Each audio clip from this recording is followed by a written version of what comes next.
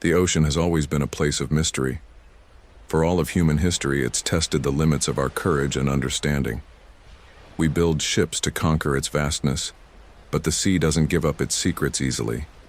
And there is no greater secret, no more haunting maritime mystery than the story of a ship found in good condition, yet utterly empty. A ship that became a legend, a ghost ship. This is the story of the Mary Celeste, and the 10 people who vanished from its decks, leaving behind a riddle that has baffled investigators and historians for over 150 years. What could make an experienced captain, his family, and his entire crew abandon a perfectly seaworthy ship in the middle of the Atlantic? Today, we're going to sift through the evidence, navigate the storms of wild speculation, and follow the clues to their most logical and most terrifying conclusion. This isn't just a spooky legend. It's a real-life cold case, and we're going to investigate what really happened.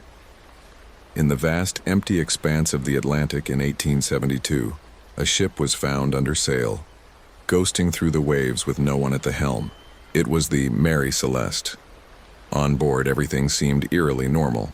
A child's toys were left in a cabin, the crew's belongings were in their quarters, and a cargo of over 1,900 barrels of industrial alcohol was almost entirely untouched.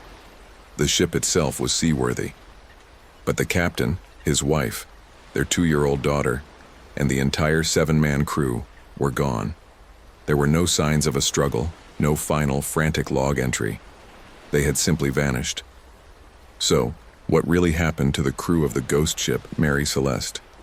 To solve the mystery, we have to go back to the beginning. Our story starts not on the open ocean, but in the bustling heart of New York City in the autumn of 1872. A 282-ton brigantine named the Mary Celeste was docked at Pier 50 on the East River. Its hold was being loaded with a volatile and valuable cargo, 701 barrels of raw alcohol, destined for Genoa, Italy, where it would be used to fortify wine. The master of the Mary Celeste was the ideal 19th century sea captain, Benjamin Spooner Briggs. At 37, he was a seasoned mariner from a long line of seafaring men, known for his skill, fairness, and calm demeanor. A devout Christian and a teetotaler, he was a man you could trust. This voyage was special for him. Captain Briggs had invested his life savings into part ownership of the ship, a vessel he described to his mother as being in beautiful trim. This wasn't just a job, it was his family's future, and his family was with him. Briggs had brought along his wife, Sarah, and their 2-year-old daughter, Sophia. Their 7-year-old son, Arthur, stayed behind in Massachusetts with his grandmother to go to school. Sarah Briggs was no stranger to life at sea, and her presence, along with young Sophia, turned the captain's cabin into a home. A small pump organ was brought aboard, along with Sarah's sewing machine and Sophia's toys. It was a picture of domestic life on a working merchant ship. Captain Briggs was just as careful in picking his crew. First mate Albert Richardson had sailed with Briggs before, and was highly regarded. The second mate was Andrew Gilling, a young man from New York. The rest of the crew were 4 German sailors who all spoke good English and had solid reputations. This wasn't some rough, thrown-together crew. These were professionals handpicked for a routine transatlantic crossing. The ship itself had a storied, if somewhat unlucky, past. Launched in Nova Scotia in 1861, she was originally called the Amazon. Her first captain died just days into her maiden voyage. She was later involved in a collision and ran aground. Some sailors might have called her an unlucky ship, but after being salvaged and sold, she was extensively refitted and given a new name, Mary Celeste. By all accounts, in the fall of 1872, she was a sound and sturdy vessel, ready for sea.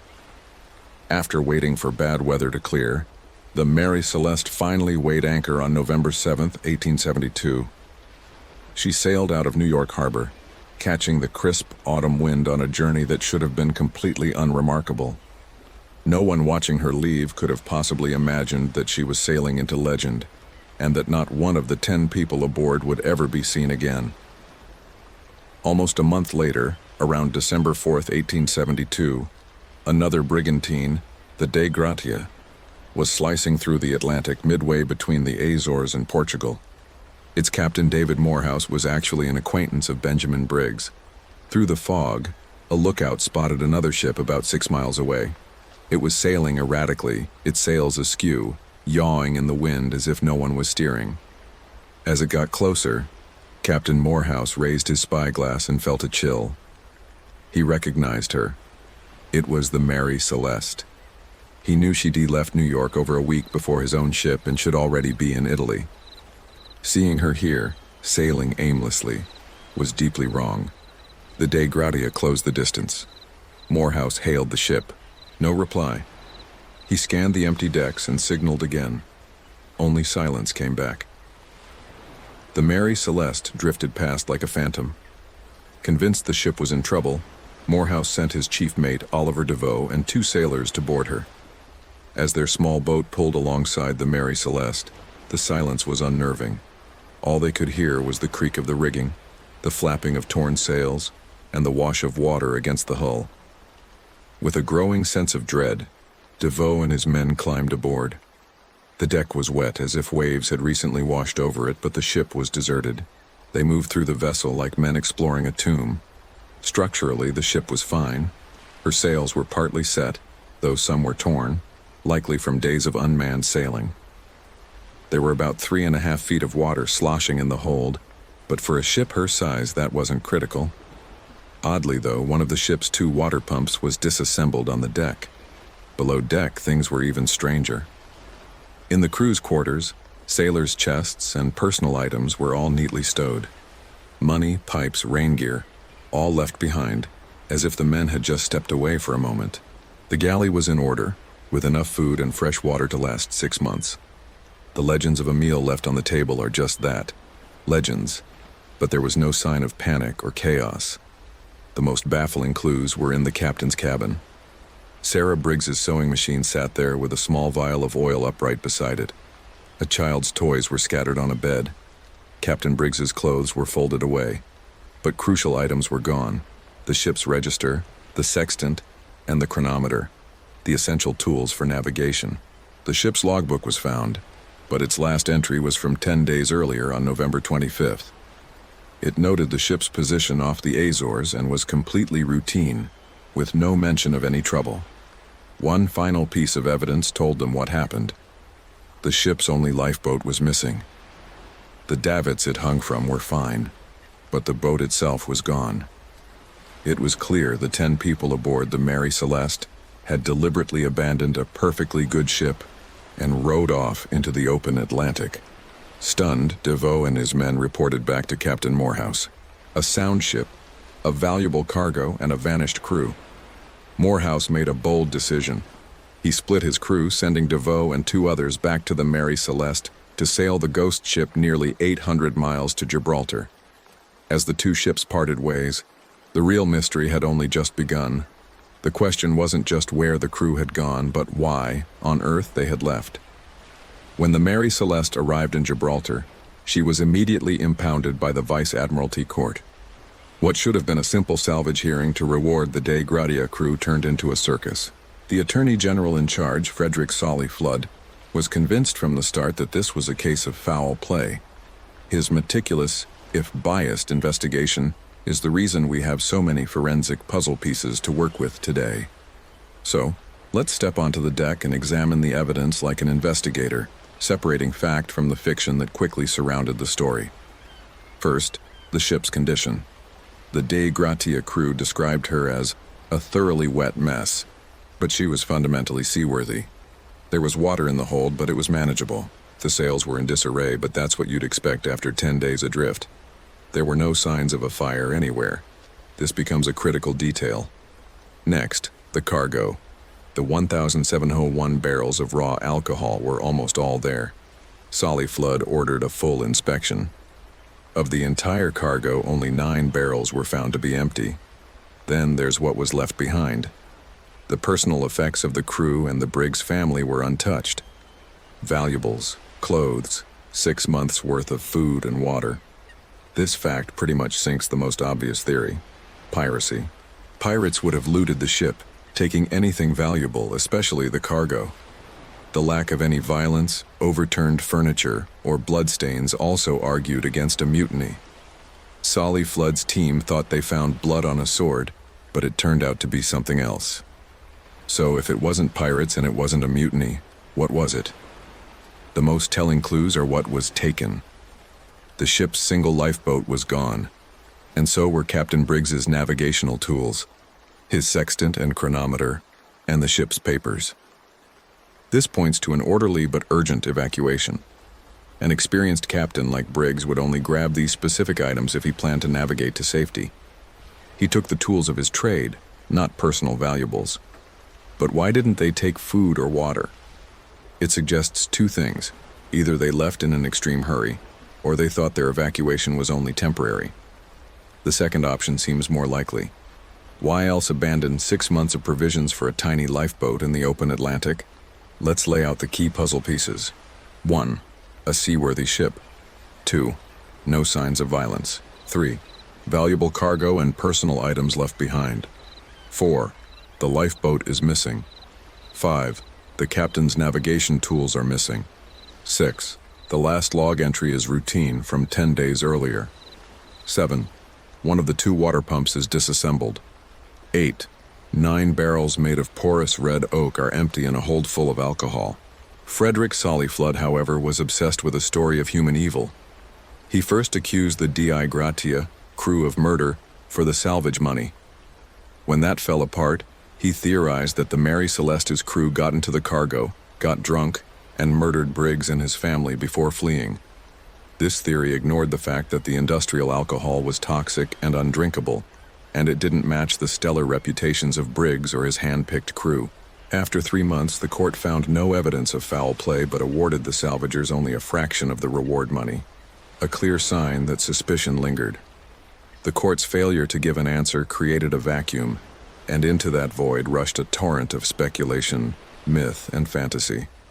The Mary Celeste was no longer a legal case. It was becoming the world's greatest maritime mystery. With the official inquiry over, the story of the Mary Celeste was set adrift in the public imagination. The Victorian era loved stories of spiritualism, sea monsters, and lurid crime, and this mystery was a perfect blank canvas. Before we get to what likely happened, we have to clear away the fog of these myths, many of which persist to this day. The most famous contributor to the legend was a young writer named Arthur Conan Doyle. Years before Sherlock Holmes, he wrote a short story called J. Habakkuk Jeffson's Statement. It was a fictional tale of a supposed survivor, featuring a bloody massacre on a ship he called the Marie Celeste. Conan Doyle's story was so popular that his fictional details, including the misspelled name, were often repeated as fact, cementing the ghost ship in popular culture forever. So let's tackle the most popular, yet least likely theories one by one. First, foul play, piracy, or mutiny. The piracy theory collapses immediately. Why would pirates murder 10 people only to abandon a valuable ship and its cargo? It makes no sense. What about mutiny? This was Solly Flood's pet theory, a drunken crew killing Captain Briggs and his family. But this is a disservice to the crew. They were experienced professionals and Briggs was a respected leader. More importantly, the cargo was industrial-grade alcohol, not something you'd drink for a party. It was poison. And again, the evidence on the ship just doesn't show a violent struggle. There were no bodies, no weapons, no signs of a fight. Mutineers usually take over the ship. They don't abandon it for a tiny lifeboat. Then we get into the realm of the fantastic.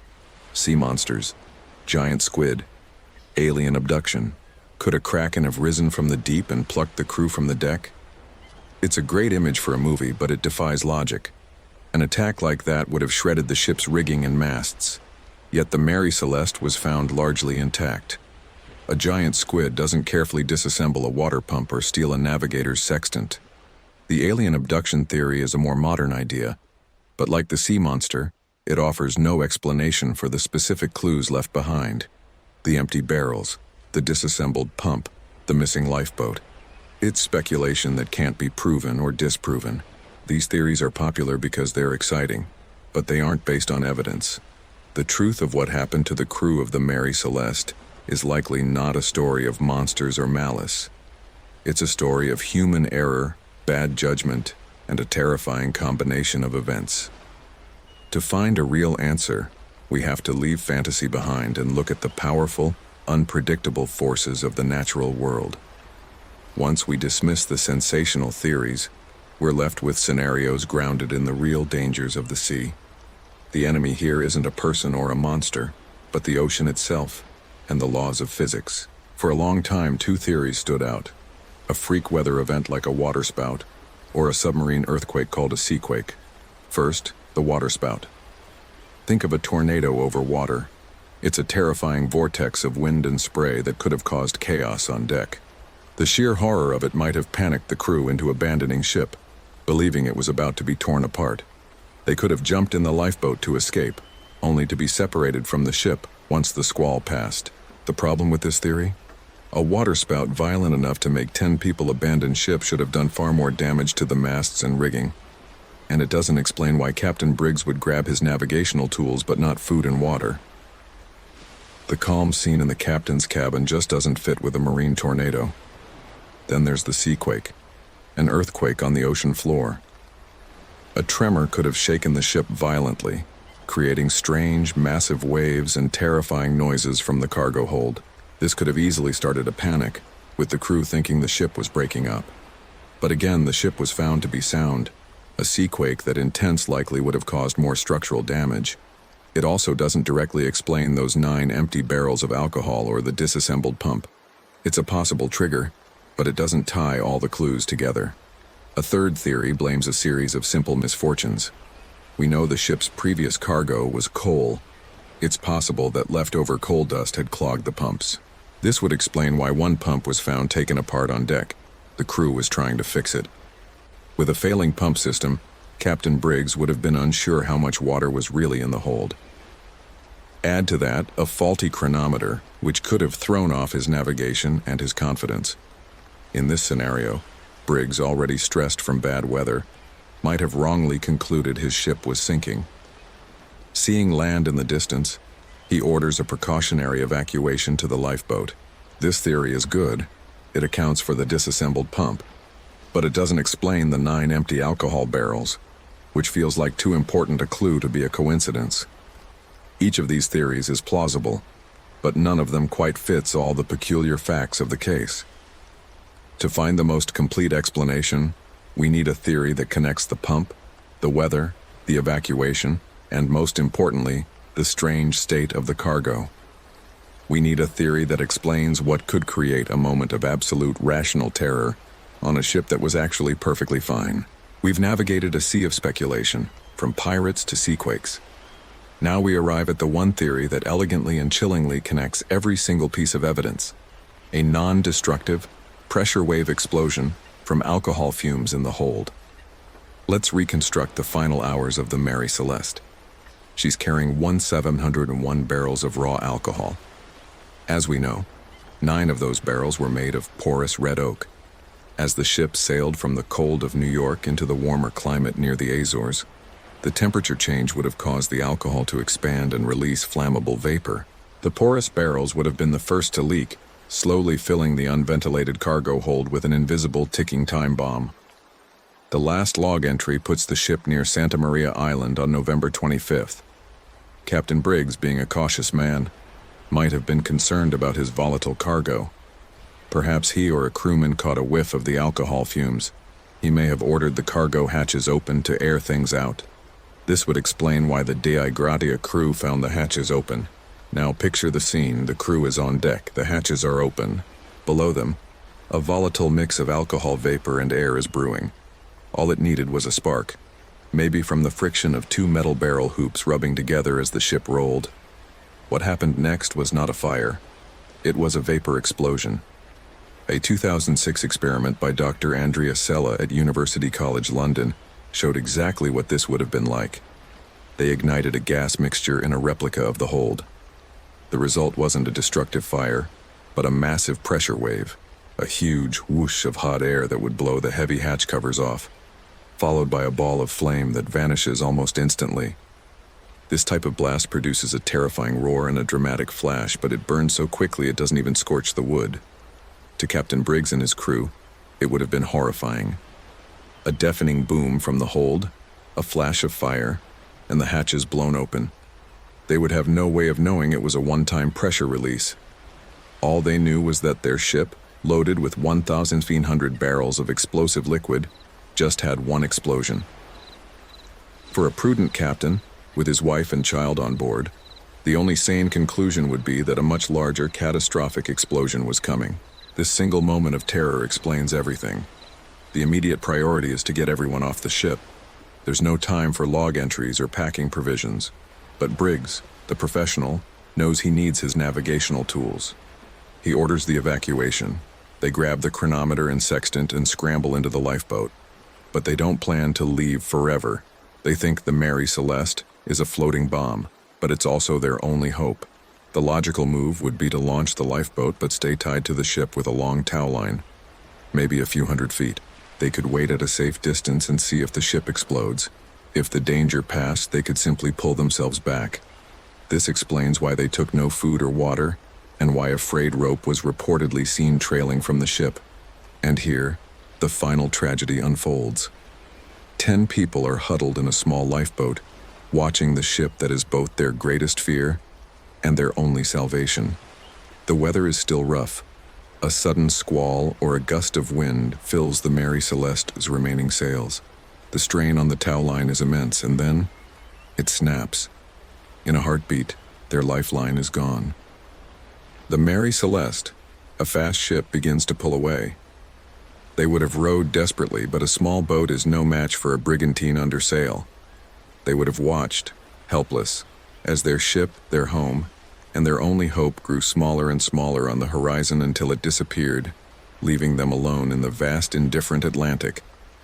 The perfectly seaworthy ship sailed on, unmanned, while its crew, adrift in a tiny boat, were left to face their tragic, unrecorded fate. This is the only theory that fits all the facts. It transforms the mystery from a ghost story into a deeply human tragedy of misjudgment, born from a moment of understandable terror. For over 150 years, the Mary Celeste has been the world's most famous ghost ship. The image of an empty vessel sailing the open ocean has inspired countless stories and theories, filled with everything from pirates and mutineers to sea monsters and aliens. But when we strip away the myths and look closely at the evidence, a far more plausible and poignant story appears. This isn't a tale of the supernatural, but a tragedy of the natural world, of physics, and of human instinct. The theory of a vapor explosion in the hold accounts for every strange clue. It paints a vivid picture of a competent captain, Benjamin Briggs, making a split-second rational decision to save his family and his crew from what he believed was imminent disaster. His plan to evacuate temporarily was an act of prudence, not panic. The true tragedy is the cruel twist of fate that followed, the snap of a rope that cut them off from safety and condemned 10 souls to the lonely Atlantic. The Mary Celeste herself sailed for another decade before being deliberately wrecked in an insurance fraud scheme in 1885, a sad end for such a legendary vessel. But her story, the mystery of what happened on that day in 1872, has become immortal. While the alcohol explosion theory provides the most complete explanation, we have to admit that without the crew to tell their story, we can never know with absolute certainty. The ocean holds its secrets close. The fate of the 10 souls who vanished from the Mary Celeste is one of them. Their story is a powerful, humbling reminder of the unforgiving nature of the sea, and of the fine line between a routine voyage and an enduring mystery. The Mary Celeste remains the ultimate ghost ship, a timeless monument to those lost at sea and to the questions that will forever echo across the waves. The story of the Mary Celeste is a puzzle assembled from history and science. But what do you think? Does the alcohol explosion theory solve the case for you? Or do you have another idea? Let us know your theory in the comments section below. We read every single one, and if you enjoy exploring historical mysteries like this one, make sure you subscribe and hit the notification bell so you don't miss our next investigation. The Lighthouse Keeper's last log. What really happened? At the very edge of the world, on a sliver of rock beaten down by the North Atlantic, stands a lonely tower. For over a century, it's held its vigil, a silent monument to one of the most chilling and enduring mysteries in all of maritime history. In the winter of 1900, this place, the Flannan Isles Lighthouse, became a tomb of secrets when its 3 keepers simply vanished from the face of the earth. They were erased, leaving behind nothing but perplexing clues that have fueled 100 years of fear, debate, and wild speculation. These weren't just names in a logbook. They were fathers, husbands, and sons who walked into the heart of a mystery and never returned. Tonight, we're lighting the lamps on this cold case one more time. We'll walk the storm-battered cliffs, step into the abandoned rooms, and read the final cryptic words they left behind. We are going to piece together all the evidence, from the mundane to the terrifying, to uncover what really happened to the keepers of the Flannan Isles. In December 1900, on a remote storm-lashed island off the coast of Scotland, 3 men vanished without a trace. They left behind a table set for a meal that was never eaten, a stopped clock, and a final chilling entry in their logbook. More than a century later, the mystery of the Flannan Isles lighthouse keepers endures.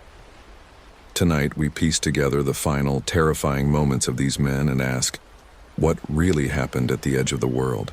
Our story begins in a place that feels more like myth than reality.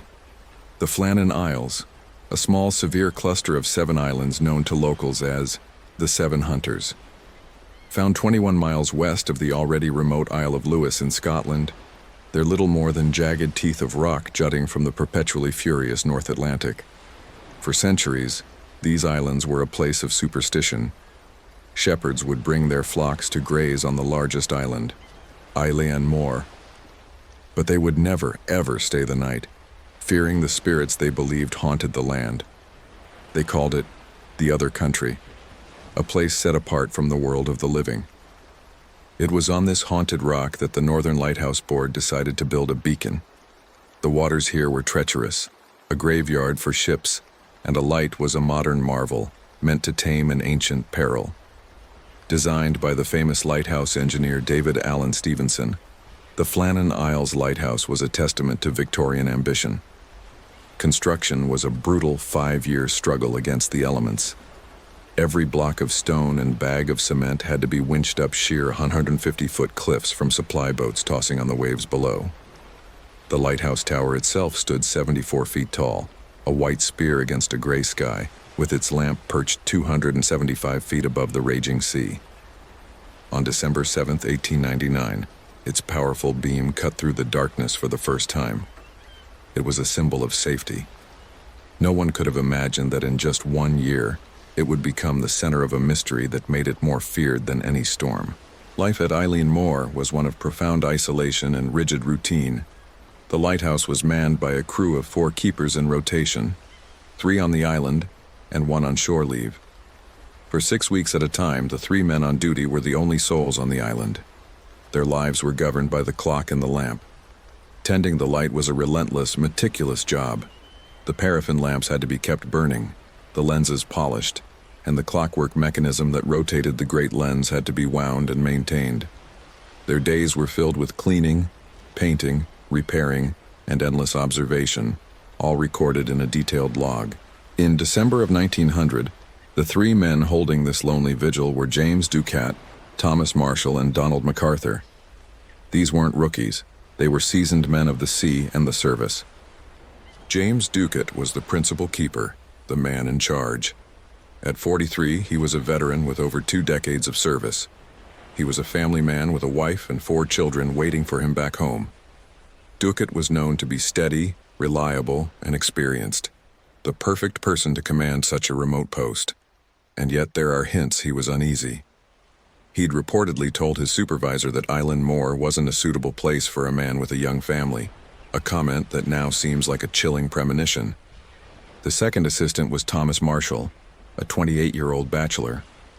He'd been a seaman before joining the service, so he was no stranger to the ocean's fury. Records suggest a small detail about his past. He'd once been fined 5 shillings when some equipment was washed away during a gale at another station. It was a minor mistake, but in a service that prized diligence above all, it was a mark against his name, a mistake he would be determined never to repeat. The third man was Donald MacArthur. He was an occasional keeper, a substitute filling in for a colleague on sick leave. At 40, MacArthur was a tough, seasoned mariner from the nearby village of Breskleet. He was an old soldier and known as a bit of a brawler, a man with a reputation for a short temper. For a man like that, the crushing silence of Island Moor, broken only by the howling wind, must have been its own kind of torment.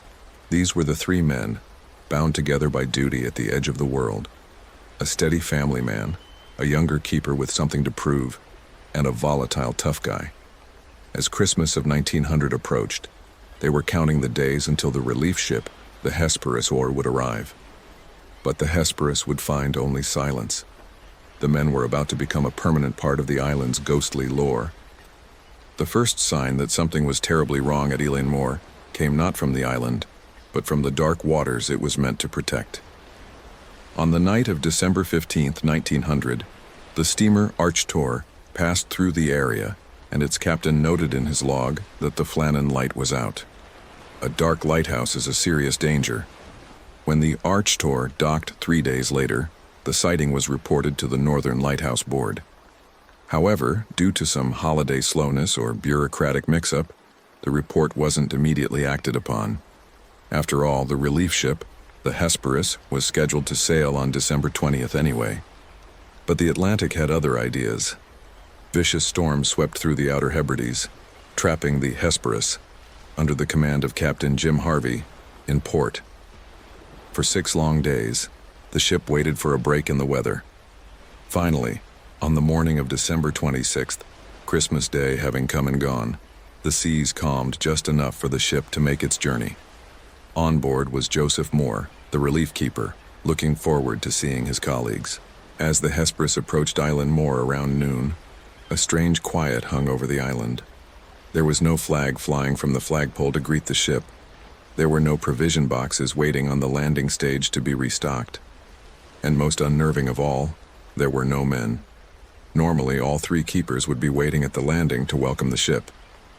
Today, there was just the lonely cry of gulls. Captain Harvey ordered the ship's whistle to be blown.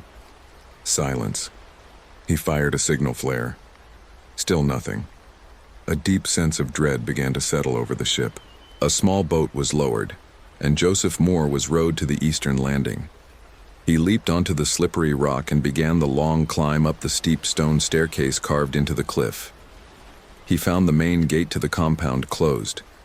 He continued to the main door of the living quarters. It was also closed, but it was unlocked. He pushed the door open. The air was cold, heavy with an unnatural silence. The first thing he saw was the kitchen clock, its pendulum still. On the table, he saw plates and utensils laid out for a meal that had clearly never been eaten. A single chair was knocked on its side, as if someone had jumped up from the table in a great hurry.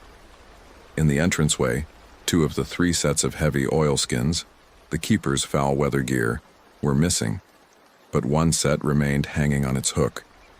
This was deeply disturbing. No keeper would ever venture out into a December storm in the North Atlantic without his oilskins. It was a death sentence. Moore's search of the living quarters revealed more strangeness. The beds were unmade, which was unusual for such disciplined men. But in the lantern room, the lamps were perfect. They had been cleaned, trimmed, and refilled, ready to be lit for the coming night. It seemed the men had gone about their morning duties as usual before they vanished. The only sign of life was a canary, still alive in its cage, a silent witness. I did not take time to search further, Moore later reported, for I only too well knew something serious had occurred. He fled the silent lighthouse and scrambled back down the steps. The grim news was relayed to Captain Harvey. The lighthouse was deserted. The men were gone. Captain Harvey sent 2 more sailors ashore with Moore. They scoured every inch of the island, shouting the keepers' names into the wind, but found nothing. No bodies, no signs of a struggle, no clues. But when they made their way to the western landing, they found a scene of incredible violence. Iron railings that lined the path were bent and twisted out of shape. A railway track used to haul supplies up the cliff had been wrenched from its concrete moorings. A heavy supply box, normally kept in a secure crevice 110 feet above sea level, was smashed open, its contents scattered. Even more astonishingly, a massive rock weighing over a ton had been dislodged and moved. And on the very top of the cliff, more than 200 feet above the waves, thick carpets of turf had been ripped from the ground. The power required to do that was almost incomprehensible. It was clear a storm of unimaginable ferocity had battered this side of the island. That evening, Captain Harvey sent a chilling telegram to headquarters. A dreadful accident has happened at Flannan's. The 3 keepers, Ducat, Marshall, and the Occasional, have disappeared from the island. The clocks were stopped, and other signs indicated that the accident must have happened about a week ago. Poor fellows, they must have been blown over the cliffs or drowned trying to secure a crane. Joseph Moore and 3 volunteers were left on the island to man the light. As darkness fell on December 26th, the Flannan light shone once more, but it now seemed less a beacon of safety and more a memorial, casting its sweeping gaze over the cold, dark water that held the secret of the 3 lost men. In the cold, abandoned lighthouse, investigators turned to the one thing that could speak for the missing men: the logbook. This was the official record of life on the island, a place for professional entries about weather and the light's performance. But in the years since, a second, more sensational version of the logbook has emerged, one filled with terror and despair. To figure out what really happened, we have to separate the facts from the fiction. First, the official record. The investigation, led by Superintendent Robert Muirhead, found the keeper's logbook itself was in perfect order. The last formal entry was on December 13th. Details for the 14th and the morning of the 15th were jotted down on a slate, ready to be neatly transferred into the log later. This confirms that at least one keeper was alive and working on the morning of Saturday, December 15th. The lamp was clean and ready. This suggests the men vanished sometime that afternoon, but this is where the story splits. A far more dramatic set of log entries has become central to the legend. These entries, which you've probably heard, paint a picture of men descending into madness. According to this popular but almost certainly fake version of the log, Thomas Marshall wrote a disturbing entry on December 12th. He allegedly described severe winds the likes of which I have never seen before. He went on to note that principal keeper James Ducat was very quiet, and that the tough as nails Donald MacArthur had been crying. This detail was shocking. The idea of MacArthur, a known brawler, openly weeping in fear of a storm, seemed completely out of character. The alleged entry for December 13th claimed the storm was still raging, and that all 3 men had been praying. Again, this seemed bizarre. These were professionals in a brand new fortress built to withstand the worst the Atlantic could throw at it. For 3 seasoned men to be reduced to prayer by a storm, no matter how severe, felt unbelievable. What makes these supposed entries so strange is that there were no reports of major storms in that area on December 12th, 13th, or 14th. The weather was rough, sure, but nothing unusual for a North Atlantic winter. This has led to speculation that the storm the men described wasn't a physical one, but a supernatural or psychological one. The final sensational entry is said to be from December 15th. It simply read, "Storm ended, sea calm, God is over all." That ominous sign-off was seen as a final, cryptic surrender to fate. So, were these terrifying log entries real? The overwhelming evidence says no. Official reports from the Northern Lighthouse Board make no mention of them. The real logs were professional and routine. The story of MacArthur crying and the God is over all sign-off appear to be later embellishments, fictions that likely started with a 1912 poem by Wilfred Wilson Gibson called Flannan Isle. That poem also introduced the unforgettable image of the uneaten meal and the overturned chair, cementing them in the public imagination. The legend of the haunted logbook was just a better story than the mundane reality. It created a tale of psychological horror. But even without the fake log entries, the facts were strange enough. 3 men were gone. The lighthouse was left in a state of eerie preparedness. And the West Landing was a scene of unbelievable destruction. The official investigation would have to piece these real clues together to find a rational explanation. On December 29, 1900, Superintendent Robert Muirhead arrived on Island Moor to lead the official investigation. This wasn't just a professional duty for Muirhead. He knew all three of the missing men personally. He was the last person from the board to see them alive. Now, he was tasked with uncovering their fate. Muirhead was a practical man. He meticulously examined the lighthouse, the real logbook, the clothing left behind, and the catastrophic damage at the West Landing. After weighing all the evidence, he submitted his official report. His conclusion was sober, logical, and tragic. He theorized that the chain of events began on the afternoon of Saturday, December 15th. He believed that James Ducat and Thomas Marshall went down to the West Landing to secure a supply box full of mooring ropes and landing gear. With the sea state worsening, they would have been anxious to make sure nothing was lost. This makes perfect sense for Thomas Marshall, who had been fined before for losing equipment to a gale. He likely persuaded the senior keeper, Ducat, to go with him. Muirhead's report then paints a terrifying picture. As the two men worked near the storage box, 110 feet above the sea, an unexpectedly large roller, what we'd now call a rogue wave, surged up the face of the cliff. He wrote that the water went up higher than where they were, and coming down upon them had swept them away with resistless force. The power that moved a 1-ton boulder and mangled iron railings would have easily snatched two men from the rock and pulled them into the sea. This explained Ducat and Marshall. But what about Donald MacArthur? His oilskins were back in the lighthouse. According to the strict rules, one keeper had to be on duty inside at all times. MacArthur was obeying that rule. Muirhead concluded that MacArthur, from his post in the tower, likely saw the monstrous wave coming. Realizing his colleagues were in mortal danger, he did the only human thing he could. He ran to warn them. In his haste, he didn't stop for his coat, which explains the overturned chair. He dashed out of the lighthouse, down the path toward the West Landing, a lone figure charging into the gale. But he was too late. He might have arrived just as the wave struck, or in its violent aftermath, searching for his friends in the surge of white water. In the chaos, a second wave could have easily caught him too, sweeping him away to the same fate. This theory neatly accounted for the evidence. The two missing sets of oilskins, the one left behind, the sudden departure from the kitchen, and the immense damage at the West Landing. It was a dreadful accident, just as Captain Harvey first guessed.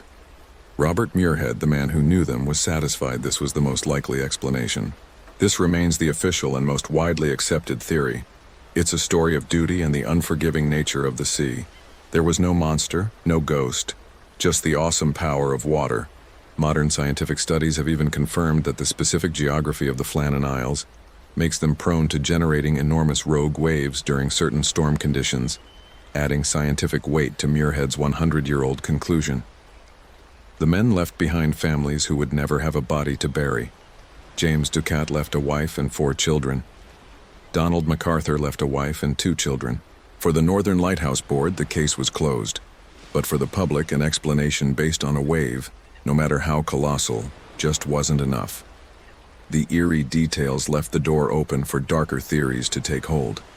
While the rogue wave theory is the most logical, it has never been enough to satisfy everyone. The strangeness of the scene created a vacuum that has been filled with a century's worth of speculation, from the plausible to the bizarre. So what if it wasn't a wave? What if the danger came not from the sea, but from inside the lighthouse itself? One of the most persistent theories is that it was all down to a violent fight. Imagine the psychological pressure cooker of Eileen Moore. 3 men, confined to a tiny rock for weeks with only the howling wind for company. This theory usually centers on Donald MacArthur. He was known to be a volatile character, a brawler with a quick temper. Could the isolation have pushed him over the edge? The scenario goes something like this. An argument breaks out. MacArthur, in a fit of rage, attacks and kills Ducat and Marshall. The fight could have happened on the cliff edge, sending all 3 men into the sea during the struggle. A variation suggests that MacArthur murdered the other 2, threw their bodies into the ocean, and then, overcome with guilt, threw himself in after them. The evidence for this is purely circumstantial. It relies almost entirely on MacArthur's reputation. There was no sign of a struggle inside the lighthouse. In fact, it was noted to be tidy. But Superintendent Muirhead, who knew the men, dismissed the idea. A triple homicide seemed unthinkable. Given the island's eerie history, it's no surprise that supernatural theories quickly popped up. Locals already whispered of spirits calling the place the other country. This was fertile ground for terrifying explanations. Some said a giant sea serpent rose from the depths and snatched the men. Others blamed a colossal seabird. More elaborate tales spoke of the Phantom of the Seven Hunters, a ghost said to haunt the Isles, luring the keepers to their doom. In the modern era, these theories have been updated. The sea serpent became an alien spacecraft. Proponents of this idea point to those fake logbook entries, suggesting the storm the men feared wasn't of this world. Could the men have been abducted by a UFO? As intriguing as these ideas are, they exist entirely in the realm of fantasy. There isn't a shred of evidence to support any of it. These stories say more about our human need to fill terrifying voids with monsters. Another theory suggests the men were deliberately taken from the island. One version claims they were abducted by foreign spies. At the turn of the 20th century, tensions were brewing across Europe, and maybe the keepers saw something they shouldn't have, a secret meeting or a submarine, and were silenced. A related idea suggests the men weren't taken at all, but that they arranged for a ship to take them away to start new lives. Fed up with the harsh, lonely existence, they supposedly paid a passing boat to ferry them to a new world. Both of these theories crumble under scrutiny. Arranging a secret rendezvous in the seas around the Flannans would be a logistical nightmare. Plus, James Duckett and Donald MacArthur were married with children. It seems incredibly unlikely they would abandon their families. And if you're running away, why leave your last paycheck behind? As for the spy theory, there's just no evidence to suggest any foreign power was interested in a remote Scottish lighthouse in 1900. Each of these theories provides a tantalizing alternative to the official story. But without evidence, they remain just that: stories. The most logical path, the one supported by the physical evidence, leads back to Robert Muirhead's conclusion. It leads back to the water. The Flannan Isles mystery is a puzzle with missing pieces. For over 120 years, people have tried to fit them together, but the picture is still incomplete. We've walked through the evidence, from official reports to the wildest speculation. Now, I want to hear from you. Based on everything we've discussed, what do you think really happened to James Duckett, Thomas Marshall, and Donald MacArthur? Was it the terrifying power of a rogue wave, a sudden act of violence, or something else entirely? Let me know your theory in the comments below.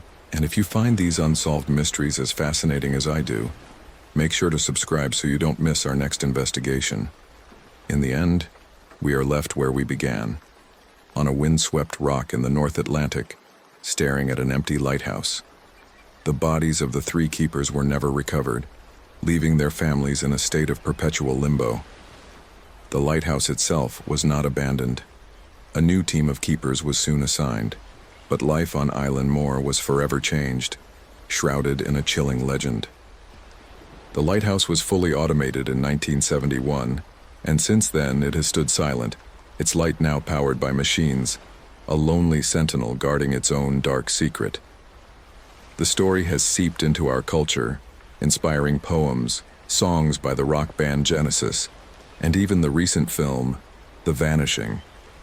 We're drawn to this story because it touches on our deepest fears, the fear of the dark, of isolation, and the terrifying power of the natural world. While the most credible explanation points to a dreadful accident, the mystery endures because it's incomplete. Without a final witness, there will always be a sliver of doubt, a space for our imagination to wander into darker territories. The overturned chair, the stopped clock, the single set of oilskins left behind. These are the details that haunt us. Perhaps the final truth of what happened on Island Moor is not something to be found in a dusty report or a sensational theory. Perhaps it's simply written in the relentless crash of the waves against the cliffs, a story told in a language we can hear but never fully understand. The keepers are gone, absorbed by the sea and the legend they left behind. Their story is a humbling reminder that even in our modern world, some places remain wild, some mysteries remain unsolved, and the ocean always keeps its secrets. The submarine rescue that went horribly wrong. It's 11:28 a.m. on August 12, 2000. Deep beneath the icy gray surface of the Barents Sea, a shock wave rips through the Russian nuclear submarine Kursk. The force is so brutal, so concussive, it's registered by seismic sensors thousands of miles away. But that's only the prelude. Just 2 minutes and 15 seconds later, a second, far more powerful explosion erupts from the bow. It's an absolute cataclysm, tearing a hole in the vessel and sealing the fate of most of the 118 sailors on board. For the few who survived the initial blasts, a new, more terrifying ordeal was just beginning. They were trapped in a crippled, powerless steel coffin, resting on the seabed 354 feet down. And there, in the crushing dark, they waited for a rescue that would go horribly, tragically wrong. This is the story of how catastrophic failures, technical blunders, and crippling national pride doomed the men of the K-141 Kursk. Before it was a tomb, the K-141 Kursk was a titan of the deep, a symbol of resurrected Russian naval power. Commissioned in 1994, it was an Oscar II-class nuclear-powered cruise missile submarine, one of the largest and most advanced attack submarines ever built. At over 150 meters long, this vessel had one singular, terrifying purpose: to hunt and destroy an entire United States aircraft carrier group. Its arsenal was formidable. It was capable of carrying 24 supersonic P-700 Granite cruise missiles, weapons designed to swarm and overwhelm enemy fleets. Each missile could be armed with a conventional warhead powerful enough to cripple a massive ship, or a nuclear warhead capable of erasing it from existence. The submarine's design was a marvel of Soviet engineering. It had a double hull, with a thick outer layer of specialized stainless steel that resisted corrosion and reduced its magnetic signature, making it harder to detect. Between the outer hull and the inner pressure hull was a wide gap, providing extra buoyancy and, in theory, an added layer of protection. The submarine was divided into 9 watertight compartments, a feature that led some to believe it was practically unsinkable. It was powered by 2 OK-650B nuclear reactors, allowing it to stay submerged for up to 120 days and reach speeds of over 30 knots. In August of 2000, the Kursk was the flagship of the Northern Fleet, ready to star in Submarine, the largest Russian naval exercise in more than a decade. This was meant to be a grand display, a declaration that after years of post-Soviet decay, the Russian Navy was back. With 30 ships and multiple submarines in the Barents Sea, it was a sprawling war game simulating a full-scale naval conflict. For the 118 sailors aboard the Kursk, this was the peak of their training. They were the elite, operating the most feared vessel in the fleet.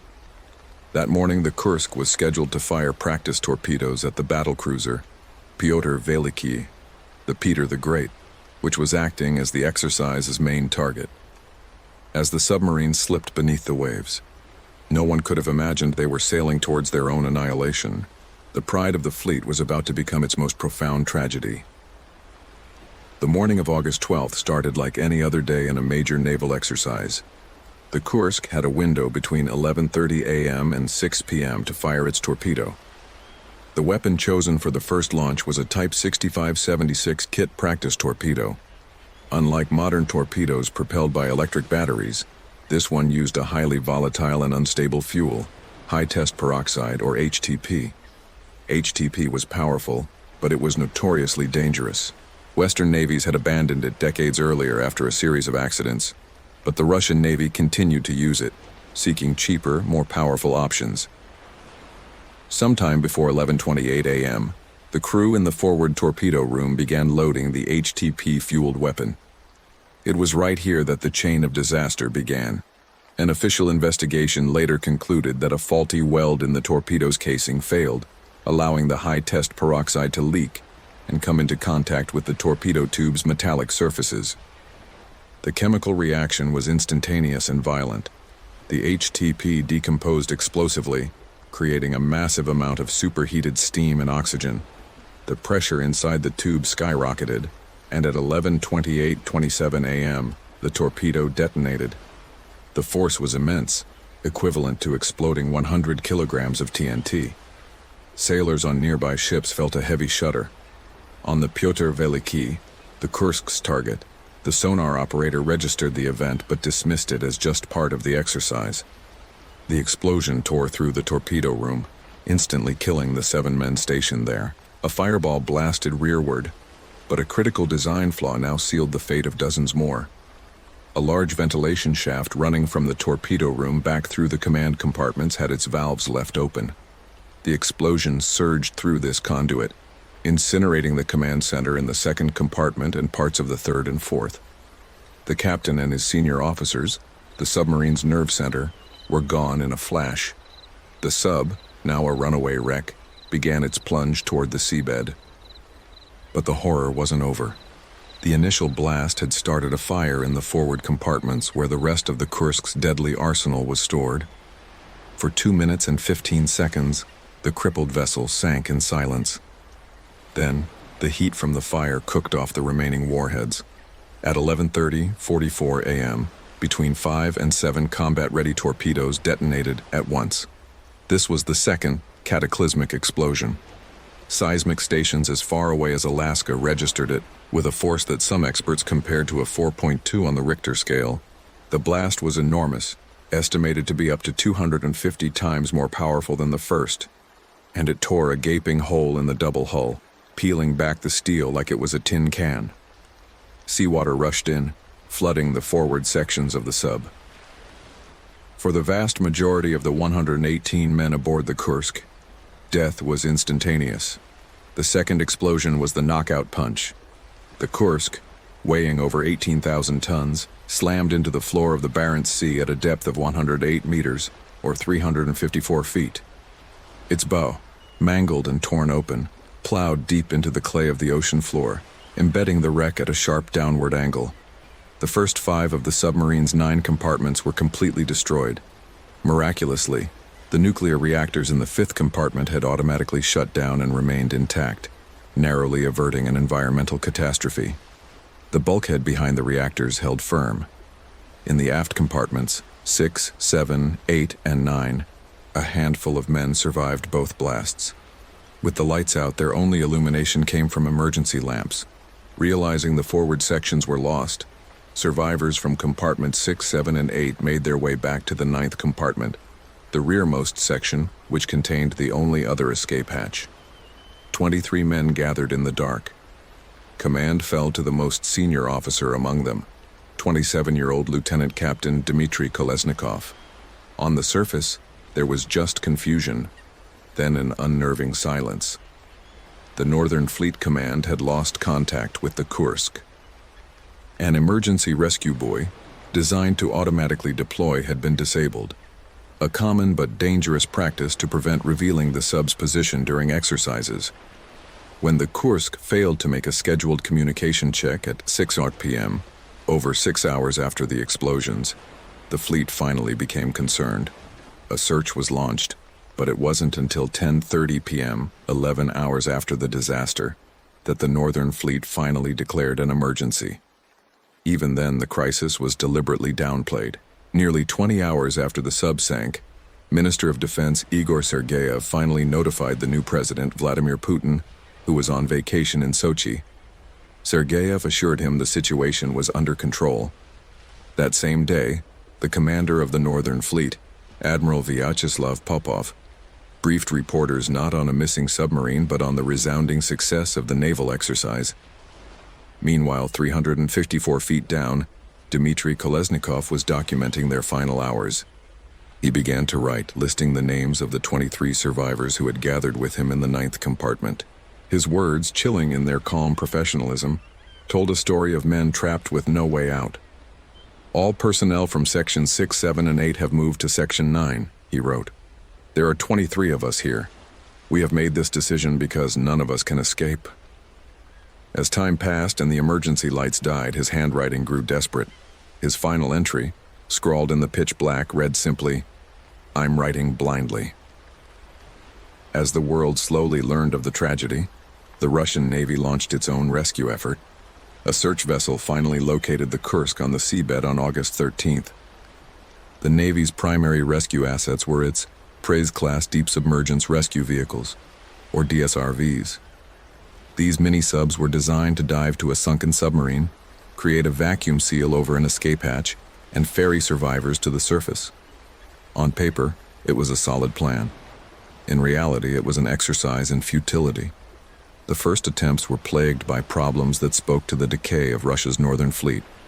The DSRVs, reportedly unused for years, had poorly maintained batteries that died quickly. On its first attempt, one DSRV collided with the Kursk's stern and had to surface for repairs. Time and again, the pilots struggled against strong underwater currents and near-zero visibility, fighting to align their craft with the escape hatch on the 9th compartment. The angle of the Kursk on the seabed made their task almost impossible. Resting at a severe list, the submarine's escape hatch wasn't level. The Russian DSRVs, with their rigid mating skirts, just couldn't get the perfect seal needed to equalize the pressure. Each time a submersible made contact, it failed to latch on. Its batteries would run low and it would be forced to return to the surface, defeated. To make matters worse, the weather was deteriorating, making it dangerous to even launch and recover the small rescue subs. Over 4 agonizing days, the Russian Navy made dozens of failed attempts. Meanwhile, the information fed to the public and the desperate families was a confusing mix of false hope and misinformation. Officials spoke of technical difficulties, and at one point the Navy announced they could hear tapping from inside the hull, the classic SOS signal. This gave families a glimmer of hope, but was later revealed to be untrue, likely just the noise of the wreck settling or the rescue vehicles themselves. Inside the command center, the truth was far grimmer. The Russian equipment wasn't working. With every passing hour, the chances of finding anyone alive were fading to zero. As the Russian Navy fumbled, offers of international assistance poured in. The United Kingdom, Norway, and the United States, all with advanced deep-sea rescue capabilities, offered their help. But the Russian government, in a decision that would draw global condemnation, refused. For 4 critical days, Moscow insisted it could handle the rescue alone. The decision was rooted in a mix of national pride, Cold War suspicion, and paranoia about letting NATO members near one of its most advanced nuclear submarines. Senior Navy commanders even pushed a baseless theory that the Kursk had sunk after colliding with a NATO submarine that was shadowing the exercise. It was a convenient excuse to reject foreign help, framing the crisis as a matter of national security rather than a humanitarian disaster. The political optics were disastrous. President Vladimir Putin, just months into his first term, remained on vacation at his Black Sea resort. For 5 days he was silent, an absence the public perceived as callous indifference. His approval ratings plummeted as the world watched the Russian government seemingly prioritize secrecy over the lives of its sailors. The most heart-wrenching scenes played out in Vidyayevo, the Kursk's home port. Here, the sailors' families gathered, desperate for information, only to be met by a wall of silence and contradictions. When Putin finally traveled to Vidyayevo 10 days after the disaster, he was confronted by a hall of grieving, furious relatives. Putin, in turn, deflected blame, pointing to the decay of the military and lashing out at the media. But the damage was done. The government's refusal of aid had wasted the most crucial window of opportunity, turning a potential rescue into a slow-motion tragedy. On August 17th, 5 full days after the Kursk sank, President Putin finally relented and authorized the Navy to accept foreign help. The decision was a tacit admission of complete failure. Immediately, an international rescue operation began to mobilize, but precious time had been lost. The British rescue team and their LR-5 submersible had been on standby for days. Their equipment was flown to Norway and loaded onto the Normand Pioneer, an offshore support vessel. Norway also dispatched the Seaway Eagle, carrying a team of highly skilled deep-sea saturation divers. The flotilla finally arrived at the disaster site on the evening of August 19th, a full 7 days after the initial explosions. The difference between the international equipment and what the Russians had been using was night and day. While the Russian DSRVs were old and clunky, the British LR-5 was modern and agile. More importantly, the Norwegian team brought remotely operated vehicles, ROVs, unmanned, camera-equipped submersibles that could survey the wreck in high detail without risking human life. On Sunday, August 20th, 8 days into the crisis, the Norwegian team lowered an ROV to the wreck. The video it streamed back confirmed the catastrophic damage to the bow, but it also revealed something that directly contradicted the Russian Navy's excuses. The rear escape hatch, the one Russian submersibles had failed to latch onto for days, appeared to be largely undamaged and operable. The plan was for Norwegian divers to inspect the hatch, clear any debris, and then the British LR-5 would descend to attempt the rescue. There was a palpable sense of urgency, but it was coupled with a grim resignation. Everyone feared it was already too late. On the morning of August 21st, 9 days after the Kursk sank, the moment of truth arrived. A team of Norwegian divers descended the 354 feet to the sunken submarine. Their first task was to open the outer cover of the 9th compartment's escape hatch. Where the Russian submersibles had failed for days, the divers succeeded with shocking ease. They found the hatch was not seriously damaged and opened it. What they found inside extinguished the last flicker of hope. The escape trunk, the small airlock between the outer and inner hatches, was completely flooded. This was the definitive sign that there were no survivors. After receiving permission from the Russian command, they proceeded to open the inner hatch. As it swung open, a rush of air bubbles escaped, revealing the grim reality. The 9th compartment was entirely filled with water. The 23 men who had survived 2 massive explosions were all dead. Later analysis, including a second note found on another sailor's body, shed light on their final horrifying hours. A fire had broken out in the compartment, likely caused by a chemical reaction when a regenerative oxygen cartridge came into contact with oily seawater. The fire consumed the remaining oxygen, filling the small space with deadly carbon monoxide. An autopsy of Dmitry Kolesnikov's body confirmed he had died from carbon monoxide poisoning. The survivors hadn't slowly suffocated over days as many had feared. They had likely perished within hours of the disaster, either from the fire or by drowning as water filled their final refuge. That afternoon it was announced to the world that the Kursk was flooded and all 118 crew members were dead. With the crew confirmed dead, the mission shifted to recovery and investigation. The Russian government, determined to find the cause and retrieve the bodies, embarked on one of the most complex salvage operations ever attempted. A contract was awarded to a consortium of Dutch companies, Mamoe and Smit International. Their audacious plan involved using a massive barge called the Giant Fordas. The first step was to deal with the mangled bow section. To avoid it breaking off during the lift, a specialized cable was used to saw the entire bow from the rest of the hull, leaving it on the seabed. Then, divers cut 26 large holes in the Kursk's double hull to attach heavy-duty steel cables. In October 2001, more than a year after the sinking, the main operation began. In a meticulous 15-hour process, the Giant Forwarn slowly winched the 9,000-ton wreck of the Kursk off the ocean floor. The submarine was raised, clamped securely underneath the barge, and slowly towed to a dry dock in Roslyakovo. There, investigators finally pieced together what happened. They recovered the ship's log and the remains of 115 of the 118 crew members. The official investigation conclusively dismissed the Russian Navy's collision theory, finding no evidence of impact with another vessel. Instead, it confirmed the disaster was triggered by the explosion of a single, faulty practice torpedo due to a defective weld. The report also highlighted that the Kursk's crew had no training in handling these volatile HTP torpedoes. The Kursk disaster left a deep scar on Russia. For President Putin, it was a brutal political lesson in crisis management. In the years that followed, he moved to consolidate control over the country's media, a decision many analysts trace back to the harsh criticism he faced during the Kursk crisis. The tragedy also forced a painful reckoning within the Russian Navy, exposing years of neglect and leading to a renewed emphasis on safety and modernizing rescue capabilities. On an international level, the disaster underscored the folly of letting Cold War pride stand in the way of saving lives.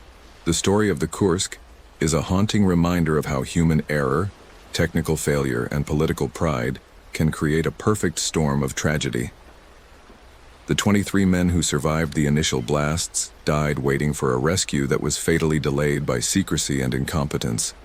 Their story is one of many maritime disasters where the human cost was tragically high.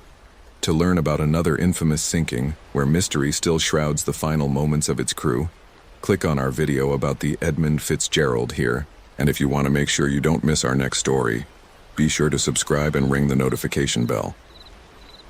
The loss of the K-141 Kursk was more than a naval accident.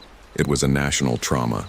It was the story of 118 sailors, betrayed first by a faulty piece of equipment, and then by a system that failed them at every turn. The final, scribbled notes from the darkness of Compartment 9 became a testament to their courage in the face of certain death. The haunting image of the wrecked submarine, raised from the depths a year later, served as a tombstone for a crew and a monument to a profound failure. The submarine rescue that went horribly wrong is a story of what happens when technology fails, when governments falter, and when the cold, unforgiving sea has the final say. The Bermuda Triangle survivor who escaped. What if you could jump 100 miles in just 3 minutes? For one pilot, this wasn't a hypothetical. It was the terrifying reality he says unfolded high in the skies over the world, as most notorious stretch of ocean. On a routine flight over the Bermuda Triangle, Bruce Gernon flew into a bizarre, swirling cloud that he would later call an electric fog. Inside it, his instruments went haywire, the laws of physics seemed to crumble, and time itself appeared to bend. When he finally broke free, he discovered he was in a place that should have been impossible to reach so quickly. This isn't just another tall tale about the Devil's Triangle. This is the story of Bruce Gernon, the man who flew into the heart of the mystery and escaped. It's a story he has backed with chilling details for decades, fascinating and baffling researchers, and it all began on what should have been a perfectly normal day. Picture this: December 4th, 1970. The sun is shining over the Bahamas. Veteran pilot Bruce Gernon, an aviator with thousands of hours under his belt, is prepping his single-engine Beechcraft Bonanza for a short flight. He's not alone. His father and a business associate are with him. Their destination is the Florida coast, a trip Gernon has made more times than he can count. The plan was simple: take off from Andros Island, head toward Bimini, then make the final hop to Palm Beach. All in all, it should take about 90 minutes. The weather forecast looked great, with just a few scattered thunderstorms predicted far away over southern Florida. As the Bonanza's engine roared to life and the plane climbed into the clear blue, there wasn't a single hint of the nightmare waiting for them. There was no sign they were about to fly directly into one of the greatest unsolved mysteries of the 20th century. According to Gernon, what happened in the next 47 minutes would defy all explanation and turn a routine flight into a fight for survival against a force that felt intelligent. At first, everything was picture perfect. The turquoise waters of the Bahamas stretched out below, dotted with tiny islands. The plane climbed to its cruising altitude of 10,000 feet. Everything was calm. Everything was routine. Gernon was a careful pilot, and his Bonanza A-36 was a reliable plane. He knew this route like the back of his hand. But then he saw it. Dead ahead, a strange cloud was materializing out of thin air. It was a massive, lens-shaped lenticular cloud, almost like a silky, saucer-like disk. Now, lenticular clouds aren't ghosts. They're real, but they're usually formed by air flowing over mountains and are seen at much higher altitudes. This one was just hovering a few thousand feet over the ocean, a weird anomaly in an otherwise clear sky. It was odd, but Gernon wasn't too worried. Confident in his skills, he figured he'd just fly over it. As they passed above the strange, lonely cloud, that's when things started to get weird. Looking back, Gernon saw something that made the hairs on his arms stand up. The cloud was changing. It wasn't a stationary disk anymore. It was expanding, stretching out two massive arms that raced across the sky to form a perfect circle, like the eye of a colossal hurricane. But there was no storm, no wind, just this impossibly fast-growing formation. Gernon thought about climbing to get above it, but he realized with a shock that the cloud was rising with him, its top estimated to be at 40,000 feet. His Bonanza couldn't possibly climb that high. Flying under it was no longer an option either. The cloud's base now seemed to touch the ocean's surface. It felt like they were being herded. Then, ahead of them, another cloud started to form from nothing. This one was different. It was huge, dark, and menacing, and it grew with an unnatural speed, blocking their path. Jernan was trapped. He could either turn back and try to outrun the ring of cloud closing in from behind, or push forward into the dark mass ahead. With fuel on his mind and the path forward looking like the only way out, he steered the Bonanza into the darkness. The second the plane pierced its edge, the world outside vanished. They were swallowed whole, and the real terror was just getting started. What do you do when the sky itself seems to be hunting you? For Bruce Jernan, there was only one answer. You fly. The moment they entered the cloud, daylight disappeared. It was replaced by a heavy, pitch-black darkness, not like a normal storm cloud, but a total absence of light. Then came the flashes. Not the jagged forks of lightning you'd expect, but brilliant white flashes that lit up the void for a split second, revealing nothing but the thick fog around them. Jernan later called it an electric fog, a term he came up with to describe the bizarre, charged feeling in the air. Inside this fog, according to Jernan, the rules of physics no longer applied. His flight instruments, his only way of navigating the blackness, began to fail. The magnetic compass, the most basic tool for any pilot, started spinning wildly. His electronic instruments, the directional gyro, the artificial horizon, all went haywire. He was flying completely blind, with no idea which way was up or down. All he could do was try to keep the wings level by feel alone, a nearly impossible task. Then, the cloud's structure changed. Flying deeper into the storm, Jernan realized he was in a tunnel. A perfectly round, horizontal tunnel carved right through the cloud. At the far end, he could see a small circle of light, his only hope of escape. But the walls of this tunnel weren't smooth. They were lined with strange, swirling lines rotating slowly counterclockwise. It was like flying through a giant, twisting vortex. He felt the plane was no longer completely under his control. A strange force seemed to be pulling the aircraft forward through the tunnel. A feeling of intense acceleration, even though his airspeed indicator didn't budge. According to his account, he radioed Miami air traffic control about his situation, but the line was filled with static. As they shot through this vortex, the tunnel began to shrink. The swirling walls closed in on the small plane, threatening to crush it. Jernan knew he had only seconds. He pushed the plane toward the light at the end of the tunnel in a desperate final shove for survival. For what felt like an eternity, but was probably only 20 or 30 seconds, he flew toward that pinprick of hope as the vortex tightened around him. And then, just as suddenly as it all began, they burst out. They were free, but they weren't in a clear blue sky. The plane was now surrounded by a weird grayish-white haze that stretched in every direction. There was no sky, no ocean, no horizon, just a milky void. And as they exited the tunnel, Jernan and his passengers all felt a moment of complete weightlessness, as if gravity had just switched off for 10 seconds. He grabbed his radio to call Miami air traffic control again, desperate for a radar fix on his position. The controller's response was perhaps the most chilling part of the story. According to Jernan, the controller was calm, but his words were terrifying. There were no planes on his radar anywhere near Jernan's expected position. No aircraft visible between Andros, Bimini, or Miami. As far as Miami ATC was concerned, Bruce Jernan's plane didn't exist. It had vanished from the sky. For a few terrifying moments, Bruce Jernan and his passengers were ghosts. They were lost in a gray void, invisible to radar, with instruments that didn't work, and no idea where they were. All he could do was fly what he hoped was west, relying on his pilot's instinct. He held his course, pushing through the strange haze, waiting for something, anything, to appear. Then, his radio crackled to life. It was the same Miami controller, his voice now filled with confusion.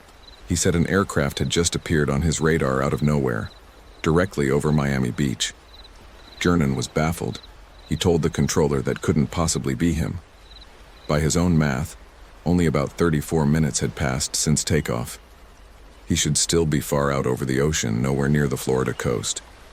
A normal flight from Andros to Miami in his Bonanza would take 75 to 90 minutes. Being over Miami already wasn't just unlikely, it was impossible. But as the gray haze finally began to break apart, the impossible became real. Below them, clear as day, was the unmistakable skyline of Miami Beach. They had made it. But how? Still in shock, Jernin flew north and landed safely at Palm Beach International Airport. The total flight time, from takeoff to landing, was only 47 minutes. After landing, he checked his watch, his father's watch, and the clock on the plane. All were in sync. He started doing the math, and the numbers made no sense. The flight path he took, including the detours, covered about 250 miles. To travel that far in 47 minutes, his little propeller plane would have needed an average speed of over 300 miles per hour, far faster than its cruising speed of around 180 mph.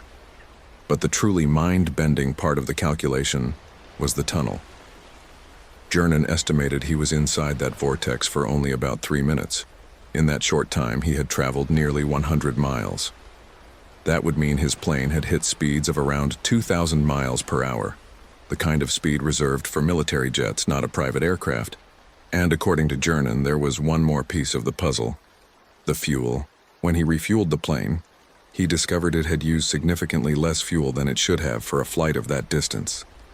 It was as if the plane hadn't just covered an impossible distance in an impossible time, but had done so with impossible efficiency.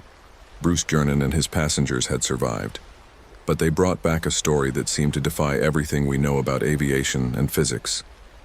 A story of a 100-mile jump in 3 minutes, a disappearing act from radar screens, and a mysterious, seemingly intelligent fog.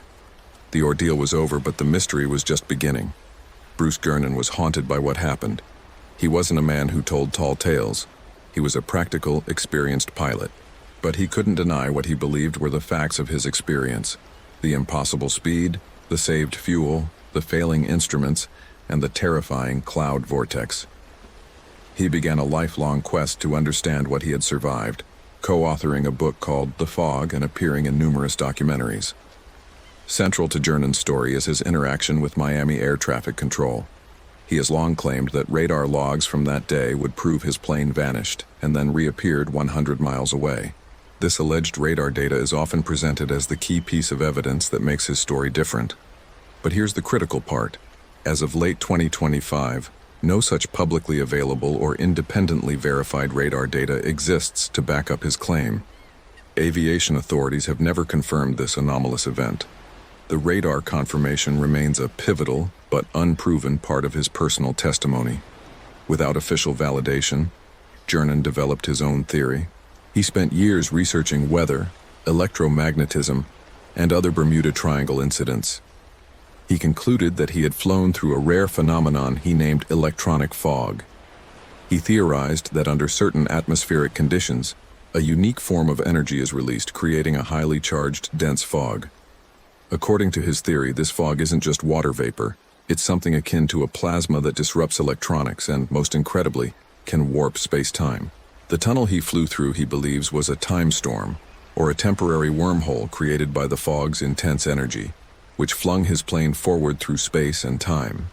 He suggests that many ships and planes that have vanished in the Triangle might have encountered a more powerful version of this fog and couldn't escape. It is important to stress that electronic fog is Jernin's personal theory and is not a concept recognized by mainstream meteorology or physics. Other speculative ideas have sprung up around his story, from the influence of leftover technology from Atlantis to interference from extraterrestrials. But these are pure conjecture. In the end, the story remains Bruce Jernin's incredible personal account, supported by his passengers but not by verifiable scientific data. This leaves us with a difficult choice. Do we trust the detailed, consistent testimony of a credible pilot? Or does the lack of hard proof mean it was all just a terrifying combination of equipment failure and disorientation inside a severe storm? While Bruce Jernin's story is captivating, it's important to ask what science says about the Bermuda Triangle itself. For decades, the area has been painted as a paranormal hotspot. But is it really? According to reputable sources like the U.S. Coast Guard and the National Oceanic and Atmospheric Administration, NOAA, there is no evidence that mysterious disappearances happen more frequently in the Bermuda Triangle than in any other large, heavily trafficked part of the ocean. A 2013 study of the world's most dangerous shipping waters didn't even include the Bermuda Triangle on the list. The region sees a massive amount of traffic every day. Statistically, accidents are bound to happen. Much of the myth was thoroughly debunked back in 1975 by a librarian and pilot named Larry Kusha. In his book, The Bermuda Triangle Mystery Solved, Kusha investigated the most famous incidents. He found that many stories were the result of sloppy research, exaggeration, and sensationalism. Writers often left out key details, like the fact that a mysterious disappearance happened during a violent hurricane, or that a ship reported lost in the Triangle had actually been lost in the Pacific. Kusha concluded the legend of the Bermuda Triangle is a manufactured mystery. So if there's no supernatural force, what could explain what happened to Jernan? Scientists offer several logical, if less sensational, explanations. First, the weather in this region is famously volatile. It's a place where multiple storm systems can converge, and oceanographers have confirmed that conditions are ripe for creating massive rogue waves, some nearly 100 feet tall, that could sink large ships in minutes. These same weather systems create extreme turbulence that can overwhelm an aircraft. Second, the Gulf Stream is a powerful current, like a fast-moving river in the ocean, whose warm waters can trigger sudden, violent weather changes. Its strong current can also quickly scatter wreckage, making it hard to find evidence after a crash. Third, there's simple human error. Even the best pilots can get disoriented. Kusha E.O.'s research on the famous disappearance of Flight 19 in 1945 suggested the flight leader got lost, and tragically led his squadron further out to sea, thinking he was over the Florida Keys. As for Jernan's specific claims, the idea of an electronic fog that warps space-time has no basis in current science. Severe thunderstorms can cause electrical interference that makes a compass spin, but that's a known phenomenon, not a time-traveling vortex. His claim of traveling 100 miles in 3 minutes remains entirely anecdotal. It's possible he encountered an unusually powerful jet stream that dramatically increased his ground speed, which, combined with instrument failure, led to his disorientation and his extraordinary interpretation of events. Science demands evidence that can be tested and verified. Bruce Jernan's story, while a powerful personal narrative, doesn't meet that standard. It remains a chilling tale held up by personal belief, not scientific proof. So, we're left with two conflicting stories. On one side, we have the official scientific consensus. The Bermuda Triangle is a myth, its mysteries explained by weather, human error, and hype. On the other, we have the unshakable first-hand account of Bruce Jernan, a pilot who has spent over 50 years describing an event that science says is impossible. He tells a story of flying into the heart of a living storm, a vortex of electric fog that he claims swallowed his plane and spat it out 100 miles away in just minutes. An experience so profound it led him to believe he'd passed through a tear in the fabric of space and time. His story is a powerful reminder of how little we might know about our own planet. While science hasn't verified his claims, his testimony stands as one of the most detailed survivor accounts to ever come out of the Devil's Triangle. Could Jernan have simply experienced a terrifying combination of a storm, instrument failure, and disorientation that his mind pieced together into a narrative? Or did he stumble upon a rare, undocumented natural phenomenon that truly bends the rules of our reality? The story of Bruce Jernan exists in that fascinating gray area between what we know and what we can only imagine. It forces us to wonder what secrets might still be hidden in the depths of the ocean and the vastness of the sky. What do you think happened to Bruce Jernan on that flight in 1970? Was it a harrowing journey through a severe but natural storm, or did he really escape a time-warping phenomenon? Share your theories in the comments below. And if you want to dive deeper into the world's greatest unsolved mysteries, Make sure to subscribe and hit that notification bell. Voices from the ocean floor. We finally heard them, the Mariana Trench. It's the deepest, most alien part of our own planet. A place of total darkness, temperatures near freezing and pressure so intense it could crush steel like a soda can. For centuries we saw it as a silent, empty void, a lifeless desert at the very bottom of the world. Turns out, we were wrong. Recent explorations have completely shattered that illusion. They've revealed that the Hadal Zone, the ocean's deepest layer below 20,000 feet, isn't a desert at all. It's a thriving, dynamic world. Expeditions with advanced submersibles have found bustling ecosystems, packed with communities of tube worms, ghostly snailfish, and giant amphipods, all surviving against impossible odds. In fact, recent studies have announced the discovery of thousands of new species of microbes from the trench, the vast majority of which were entirely new to science. Life, it seems, is far more stubborn than we ever gave it credit for. We've sent probes, submersibles, and autonomous drones into this abyss. We've mapped its landscapes with sonar and scooped up samples from its floor. We have even listened, dropping ultra-sensitive hydrophones, underwater microphones into the crushing dark. We expected to hear the groans of the earth, the rumble of tectonic plates, and maybe, just maybe, the faint clicks and calls of the bizarre creatures living down there. But imagine for a moment we sent something more. Imagine we set up a permanent listening post at the deepest point on Earth. And the voices that came back weren't from volcanoes. They weren't from whales.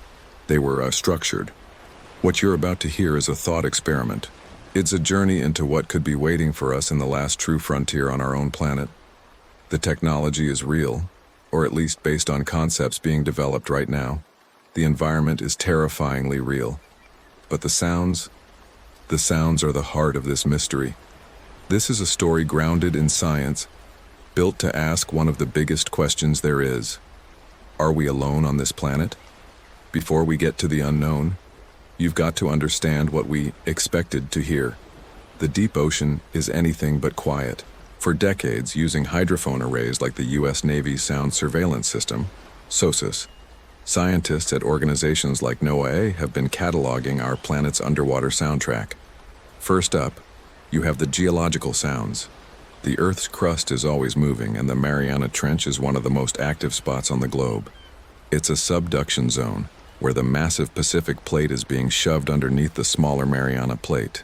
This process creates a constant chorus of low-frequency rumbles from earthquakes, the sizzle and crack of hydrothermal vents spewing superheated water, and the thunderous roar of underwater volcanoes. These are the groans of a living planet, powerful, chaotic, and completely natural.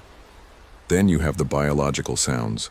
Whales, dolphins, and other marine mammals use complex calls to talk, navigate, and hunt across huge distances. Their songs and clicks can travel for thousands of miles through the water. But these sounds have patterns and frequencies we've studied for years. We know the haunting songs of the humpback whale and the sharp clicks of a sperm whale's echolocation. We've even solved some sounds that were, for a time, total mysteries. Take the famous sound known as the bloop. Recorded back in 1997, it was an incredibly powerful, ultra-low-frequency noise picked up by hydrophones over 3,000 miles apart. Its acoustic signature didn't match any known animal or earthquake, which led to some wild theories. Was it some colossal, unknown sea monster? For years, nobody knew. But the truth, when it finally came out, was just as amazing. The bloop, and other sounds like it, were ice quakes, the sound of giant Antarctic icebergs cracking apart. Another mystery, the bioduck, was this weird, repetitive quacking noise that had scientists stumped for decades. It sounded almost mechanical. Finally, in 2013, researchers identified the source: Antarctic minke whales. A spooky, unidentified noise suddenly became a key insight into one of the ocean's most elusive creatures.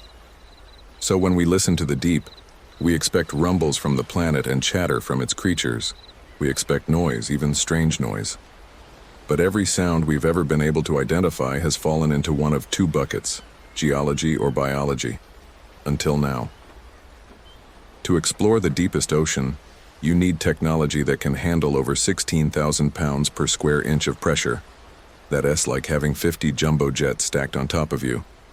For our thought experiment, let's imagine a new, top-secret mission called Project Chimera.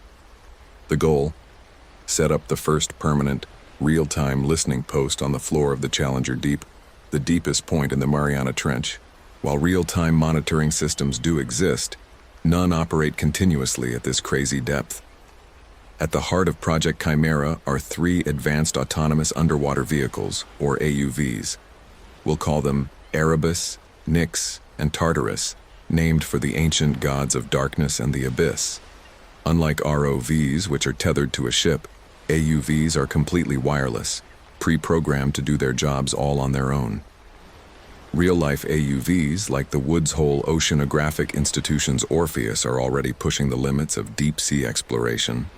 Our fictional Chimera AUVs are a huge leap forward. Their hulls aren't just titanium, they're a hypothetical Ceramo titanium composite, lighter and stronger against the crushing pressure. They have next-gen power sources that let them stay down for months, not hours. And most importantly, they carry the most sensitive wide-spectrum hydrophones ever built. Their mission is simple. The 3 AUVs descend nearly 36,000 feet into the Challenger Deep. They arrange themselves in a wide triangle miles apart, creating a massive sensor array on the seafloor. This lets them not only hear sounds, but triangulate their exact origin with pinpoint accuracy. For the first few weeks, the data that streams back is exactly what the scientists expected. They hear the low rumbles of tectonic shifts. They record the faint clicks and movements of Hadal snailfish and crustaceans. The soundscape is active, but it's familiar.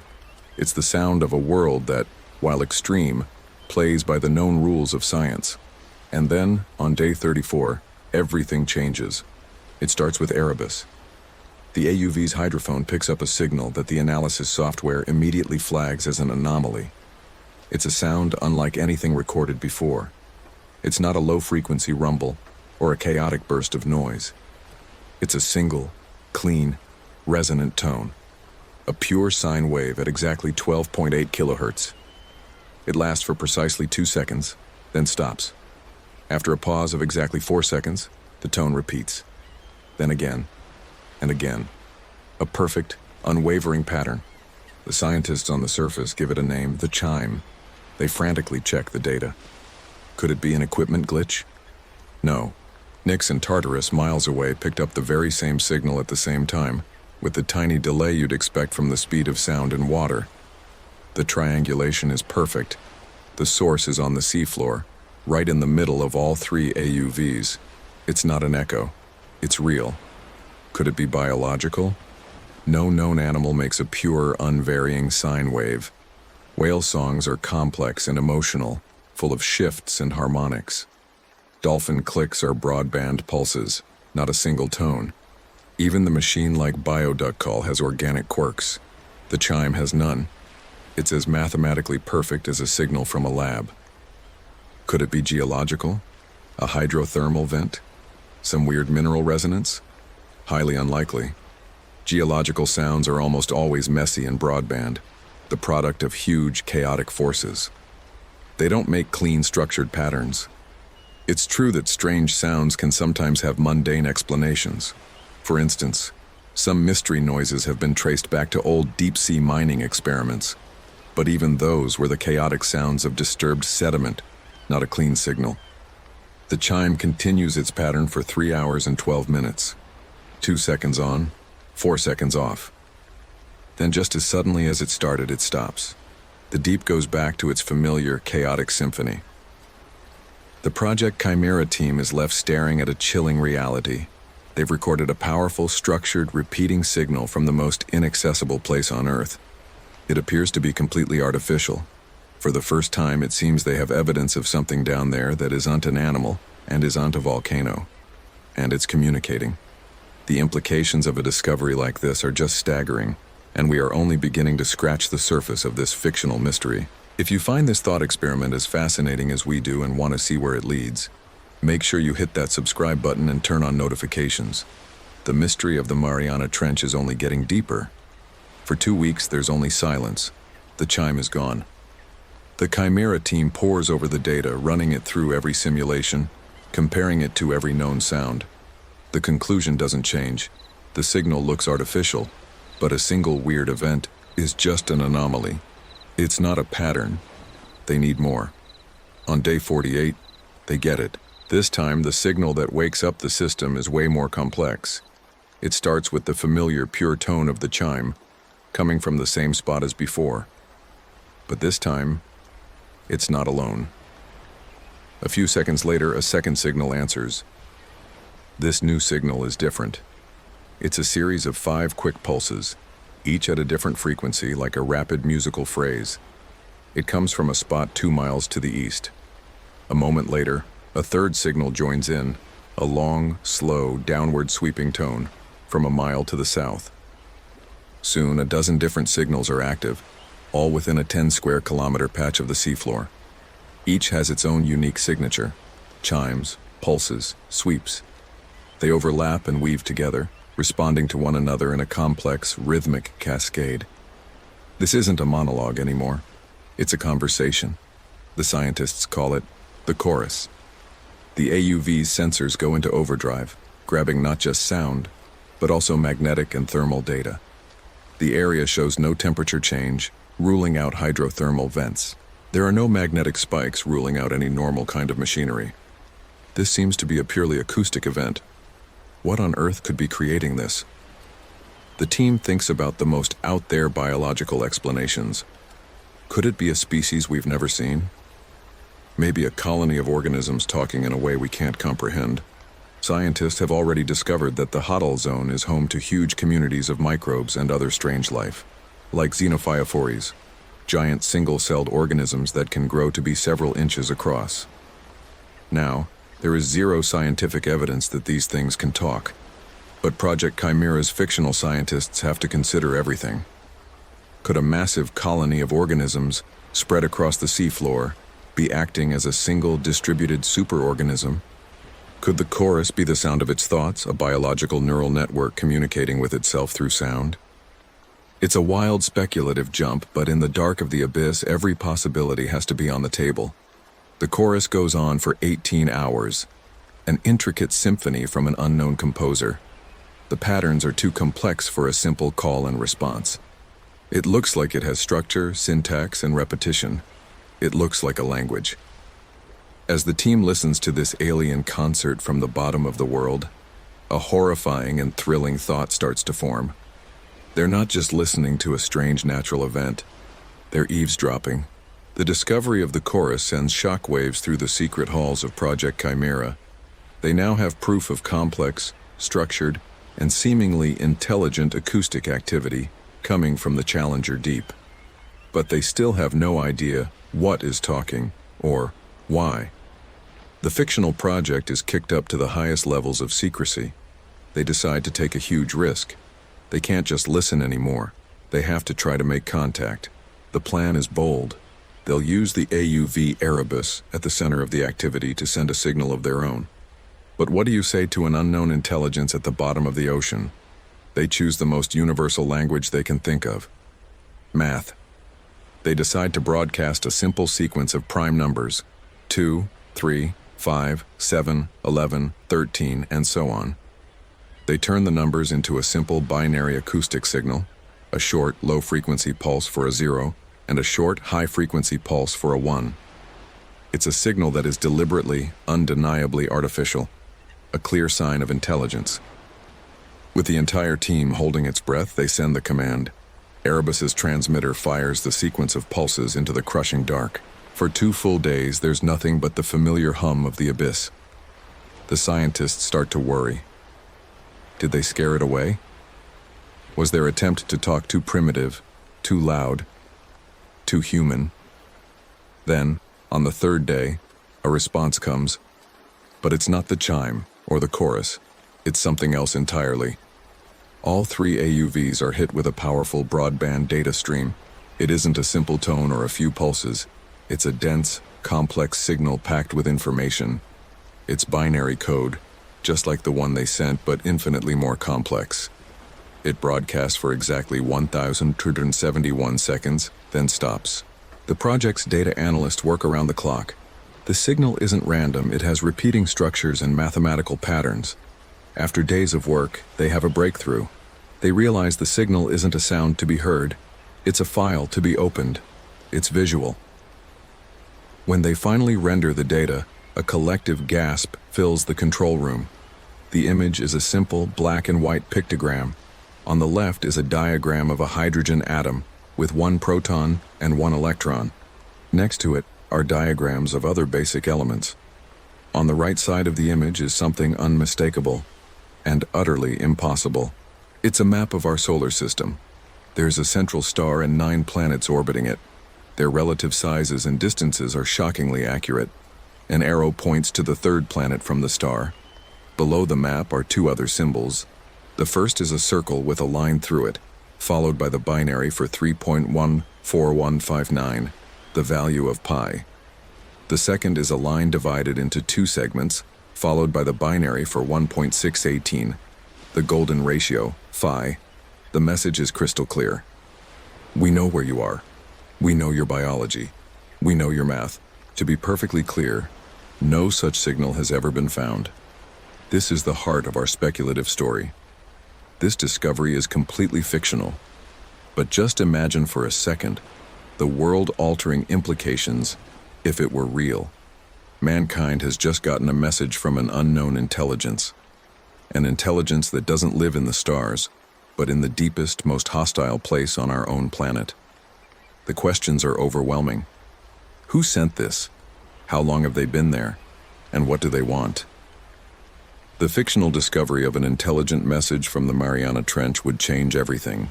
The question is no longer if something is down there, but who? The scientists of Project Chimera are left with 3 mind-bending possibilities. The first theory is maybe the most humbling. What if we aren't the only intelligent species to evolve on Earth? What if another intelligence grew up right here, hidden in the one place we could never look? The Hadal Zone is an environment of extremes, but it's also been incredibly stable for millions of years. Maybe life took a different evolutionary path down there. Instead of evolving eyes for a world with no light, it perfected hearing to a degree we can't even imagine. Perhaps this intelligence isn't one creature but a vast collective like we speculated with the Xenophiophores, but evolved to full consciousness. The immense pressure might have even driven a different kind of biology, one based on silicon instead of carbon, creating beings that are more like living rock. This theory suggests an intelligence that is native to Earth, but so alien it might as well be from another galaxy. They would be the true original inhabitants, who watched in silence from the deep as we noisy, short-lived mammals took over the surface. The thought is chilling. We've been sharing our planet the whole time and never even knew it. The second theory sounds like pure science fiction, but it fits the evidence scarily well. That solar system map and the mathematical constants, that is exactly the kind of hello an alien intelligence would send. This theory suggests the source isn't from Earth at all. It's a probe. Think of it as a Bracewell probe. The idea is that an advanced civilization wanting to explore the galaxy would not send living crews on billion-year trips. They'd send autonomous, intelligent robots programmed to travel to distant stars, find habitable planets, and then just wait. They would observe, learn, and only make contact when the locals got smart enough. And where would be the perfect place for a probe to hide for eons? The bottom of the ocean. The water would shield it from radiation, asteroids, and the prying eyes of any apes evolving on the surface. The pressure and cold would be nothing for a machine built for deep space. It would lie dormant, a silent watcher, for ages. In this scenario, our broadcast of prime numbers was the doorbell. It told the probe we were finally home. The signal it sent back was its greeting card, a simple way of saying, "Hello, we see you. We get your science." The third theory is the most abstract. It suggests we're not talking to an individual, a colony, or a machine. We're talking to an entirely new definition of life, a planetary-scale intelligence. The theory goes like this. The unique chemistry of the Hadal Zone, with its immense pressure and mineral-rich water from vents, gave rise to a form of computation based on chemical or quantum processes. We already know about chemosynthetic life that gets energy from chemical reactions instead of sunlight. What if that process evolved past simple metabolism and into information processing? Imagine a vast network of microbes and chemical reactions spread across the trench floor, all linked by sound and pressure waves. Not a bunch of separate brains, but one single, massive, distributed mind. It wouldn't have a body. The trench is its body. Its thoughts would be complex pressure waves, its language the very symphony that Project Chimera recorded. It would be a living, thinking ocean. In this model, the message wasn't a deliberate hello. Our prime number signal might have just been a stimulus that caused a complex reaction in this giant mind, a reflex that from our tiny perspective looks like a picture. We didn't have a conversation, we poked a god and it blinked. Project Chimera and the voices it heard are, for now, a work of fiction. The chime, the chorus, and the message have not been found. There is no confirmed evidence of an intelligent civilization, an alien probe, or a sentient ocean in the Mariana Trench. But the foundation of this story is built on a powerful truth. We know less about the deepest parts of our own planet than we do about the surface of Mars. The Hadal Zone is the last great unexplored frontier. And with every real-life expedition, we are pushing the boundaries of that frontier. We are finding new species, new ecosystems, and new wonders that rewrite our understanding of life. Just in the last few years, scientists have announced discoveries of dozens of new species in the deep oceans, from carnivorous sponges to glowing scale worms. The reality of deep-sea exploration is, in many ways, just as strange as our story today. We've learned that life thrives in the most impossible places. We've learned the ocean is full of mysteries we're only just beginning to solve. We are constantly deploying new technologies, from robots to cabled observatories, to listen more closely to the deep. The voices we imagine today are a thought experiment, but they force us to ask a profound question. As we keep sending our probes into the dark and as we listen with ever more sensitive ears, what voices are still waiting to be heard?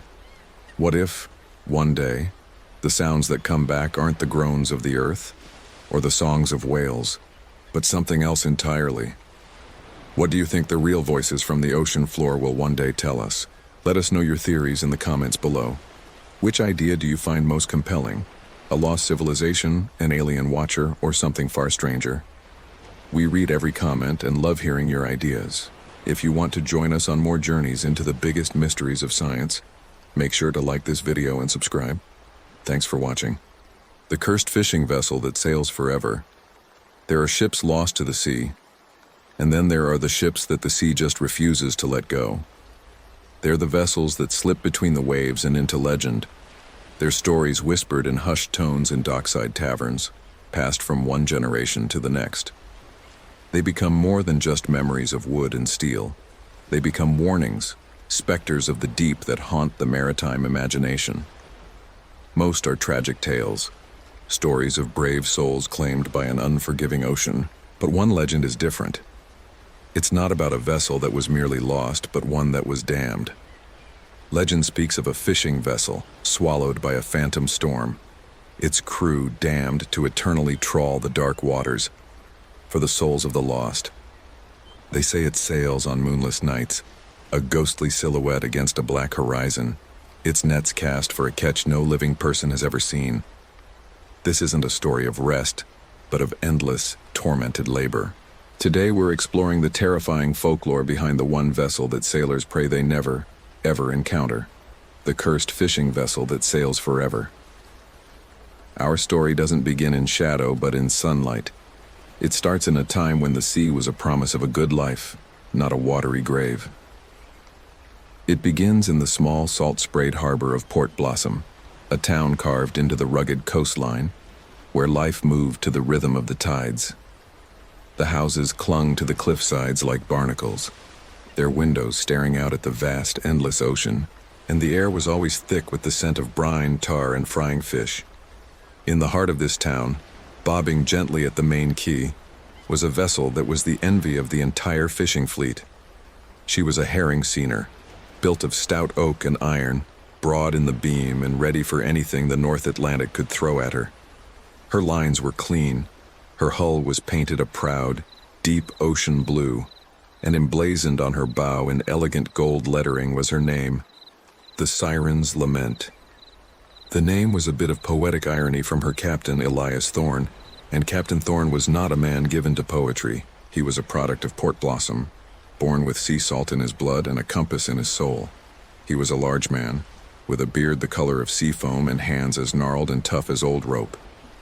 He knew the ocean's moods better than he knew the faces of his own kids. He could read the sky, taste the wind, and feel the turn of a current in the deck right under his feet. He was respected, admired, and maybe even a little feared. He pushed his crews hard, but he pushed himself harder. And under his command, the Siren's Lament became a legend of a whole different kind. She was a lucky ship, impossibly lucky. While other boats came back with half-empty holds, their crews grumbling about elusive shoals, the Siren's Lament would glide back into Port Blossom, low in the water, her decks gleaming silver with a bounty of fish. Her nets never snagged, her engine never sputtered, and she had an almost supernatural knack for finding the herring. The whole town got rich on the back of her success. Debts were paid, shops opened, and the name Thorne became another word for good fortune. The crew of the Lament were all local men, held together by shared hardship and shared success. There was old Finn, the first mate, a man who'd sailed with Elias's father.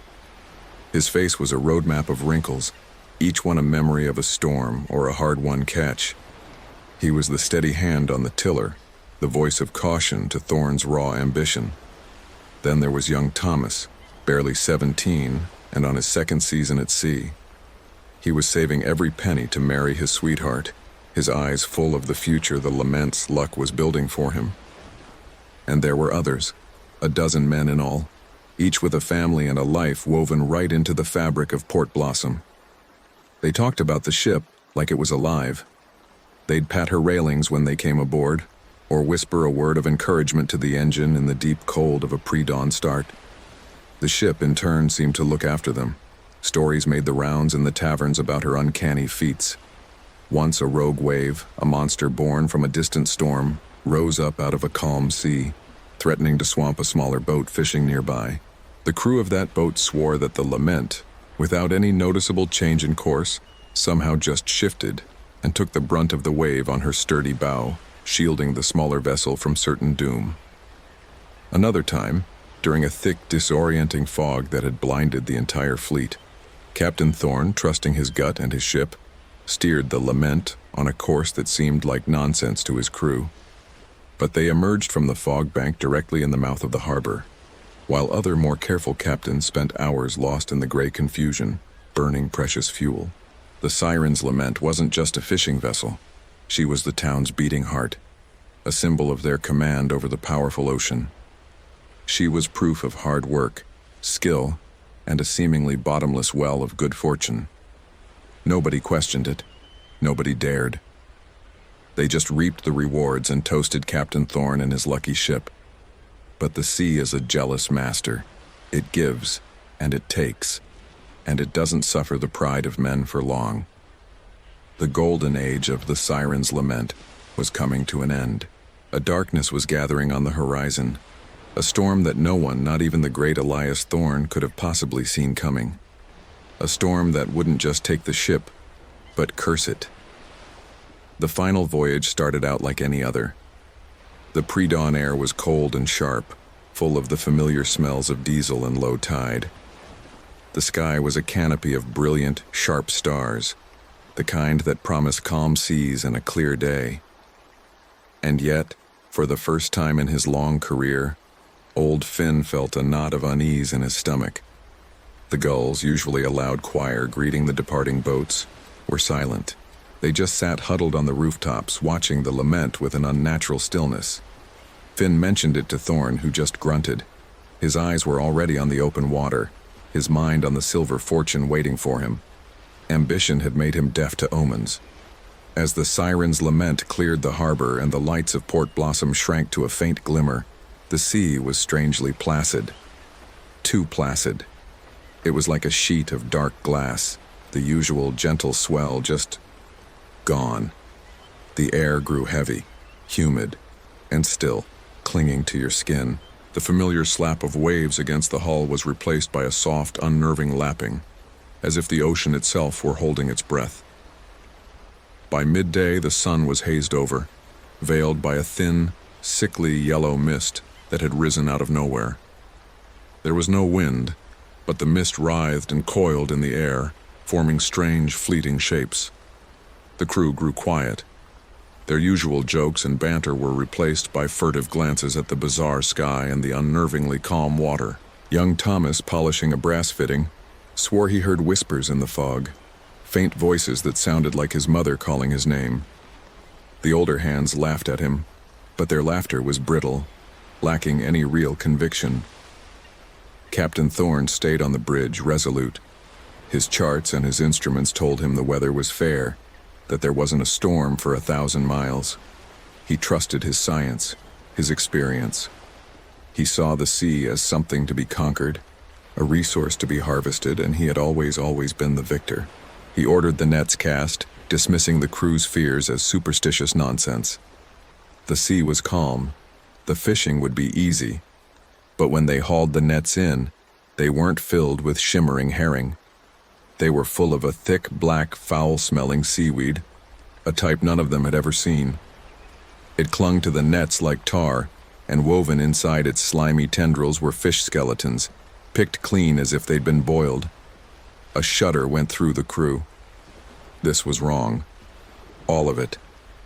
Finn confronted Thorne again, his voice low and urgent. "Elias, we have to turn back. The sea is warning us. This isn't natural." Thorne's face hardened, his pride stung. "Turn back? From what, Finn? A patch of fog and some rotten weed? We've faced down hurricanes. We are not scared of shadows. We will fill our hold, or we will not return at all."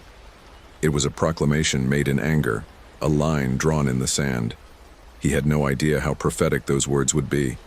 As if in answer to his defiance, the sea began to change. The glassy surface started to heave, not in rolling waves, but in sharp, jagged peaks as if something monstrous were stirring below. The sky darkened with terrifying speed, the sickly yellow turning to a bruised, violent purple. And then the wind came. It didn't rise. It struck the siren's lament like a physical blow, a screeching, howling gale that seemed to come from all directions at once. The temperature plummeted and a freezing rain as sharp as needles lashed the deck. This was no ordinary storm. Storms had patterns, rhythms. They came from a direction. You could fight them, outrun them, ride them out. This was just chaos. It felt like a malevolent intelligence. The waves weren't waves. They were liquid fists pounding the hull with a spiteful, rhythmic fury. The wind shrieked with a sound that was horribly close to laughter, a chorus of insane voices tearing at the senses. Lightning, not white or blue, but a venomous green, spiderwebbed across the sky, lighting up a sea whipped into a churning, white-mawed frenzy. The lament, for all her strength, was tossed about like a toy, groaning under the impossible strain. The crew, hardened veterans of the Atlantic, were paralyzed with a primal terror. This wasn't weather. This was rage. This was the ocean itself, alive and vengeful, rising up to punish them for their captain's arrogance. They weren't sailors on a ship anymore. They were trapped animals in a cage being shaken by a giant. And on the bridge, Captain Elias Thorne, for the first time in his life, felt a cold tendril of fear touch his heart. But that fear quickly gave way to his fatal pride. He would not be beaten. He would not be broken. He would face this phantom storm and he would win, or he would die trying. He was about to make a bargain not with God, but with the abyss itself. The world aboard the Siren's lament had become a symphony of destruction. The deafening roar of the wind and the crashing of water against the hull were unending.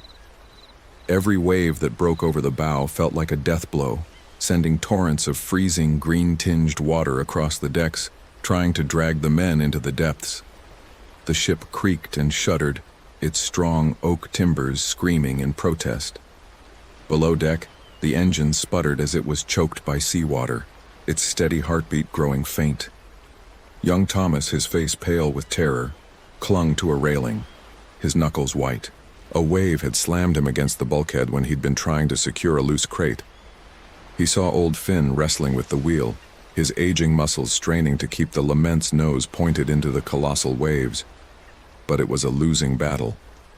The ship was being turned, broadside to the storm, a fatal position for any vessel.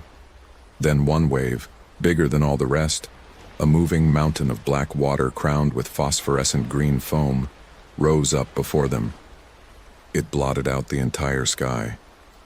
In that terrifying, suspended moment, a profound and absolute silence fell. The wind held its breath. Every man on deck looked up at that liquid cliff face, and in its dark, glassy surface they didn't see their own reflections. They saw distorted, screaming faces, the faces of 1,000 drowned sailors. This was the breaking point, the moment where hope is lost and only desperation remains. This was the abyss looking back. From the shattered remains of the bridge, Captain Elias Thorne saw it all. He saw the wave. He saw the terror in his crew's eyes. He saw the end of his luck, the end of his ship, the end of his life. Everything he had built, everything he had conquered was about to be erased. But Elias Thorne was not a man who accepted defeat. His pride, his defining, magnificent, and ultimately tragic flaw, surged through him, hotter than any fear. He clambered onto the bow, clinging to the anchor winch as the wind tore at his clothes. He stood, a lone figure of defiance against the apocalypse. He raised a fist, not to the heavens in prayer, but to the monstrous wave in challenge.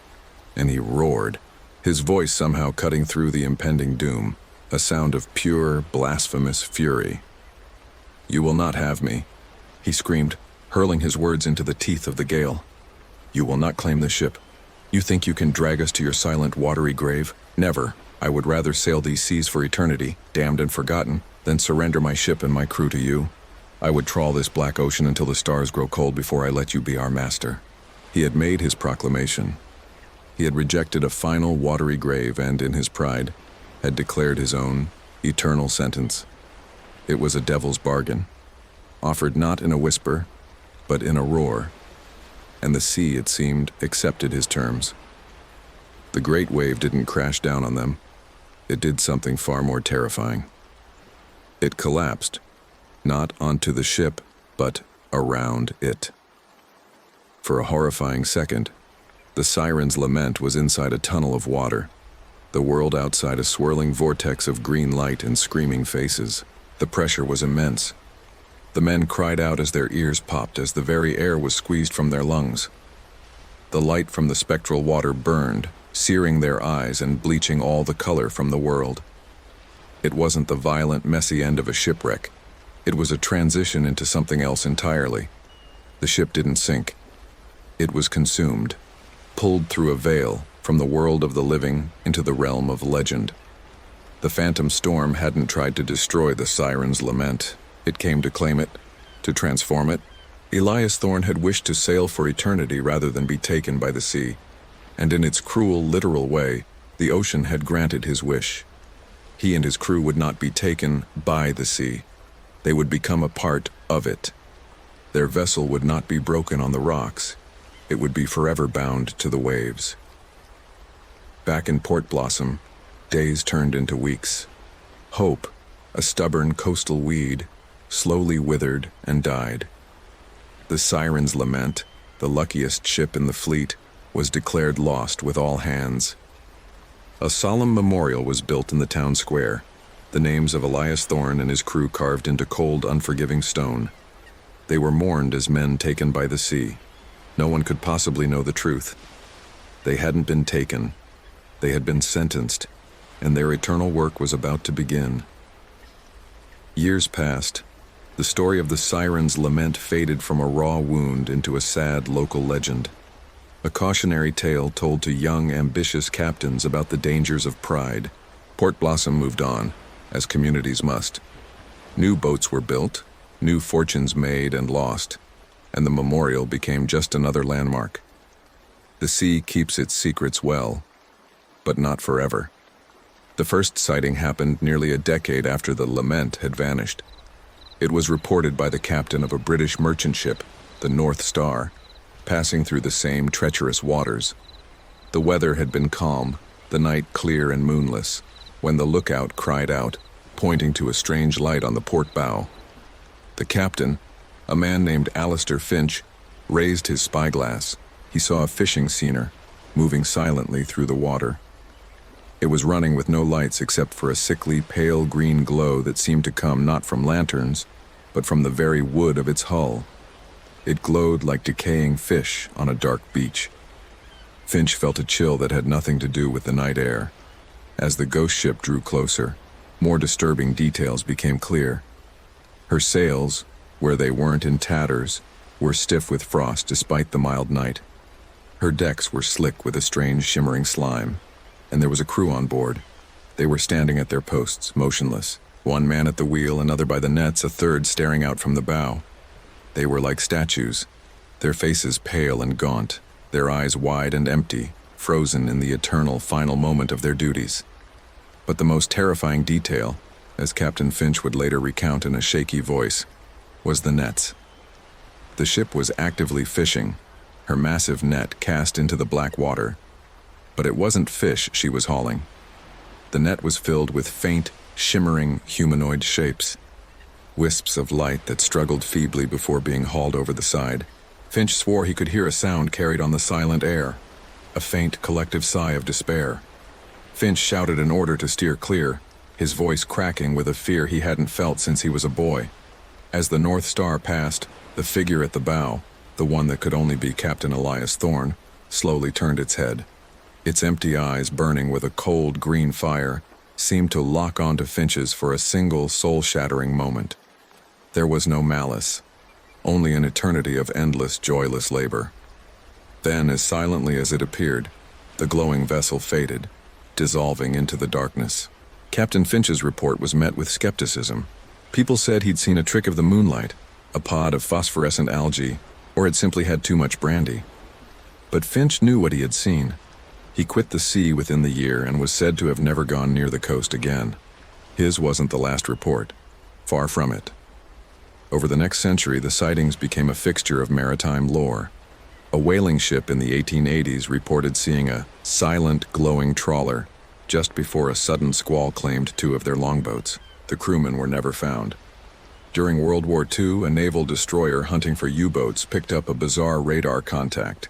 It was a surface vessel, moving at a steady 10 knots, but it was completely silent, giving off no engine signature. When they approached to investigate, they saw it. A dilapidated fishing boat glowing green, its crew frozen at their posts. The contact vanished from their radar screens the moment it faded from sight.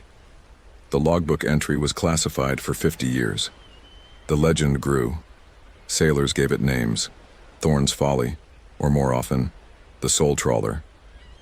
They learned to recognize the signs of its approach: an unnatural calm, a sudden drop in temperature, whispers on a windless night. They said the ship was cursed to fulfill its captain's final, desperate vow. He had refused to be claimed by the sea, so now he served it. He and his crew were doomed to eternally trawl the oceans, not for herring, but for the souls of the freshly drowned, gathering the sea's grim harvest. The siren's lament had become a ferryman of the damned, its appearance a harbinger of tragedy and loss. The curse of the siren's lament wasn't one of idle wandering like the Flying Dutchman.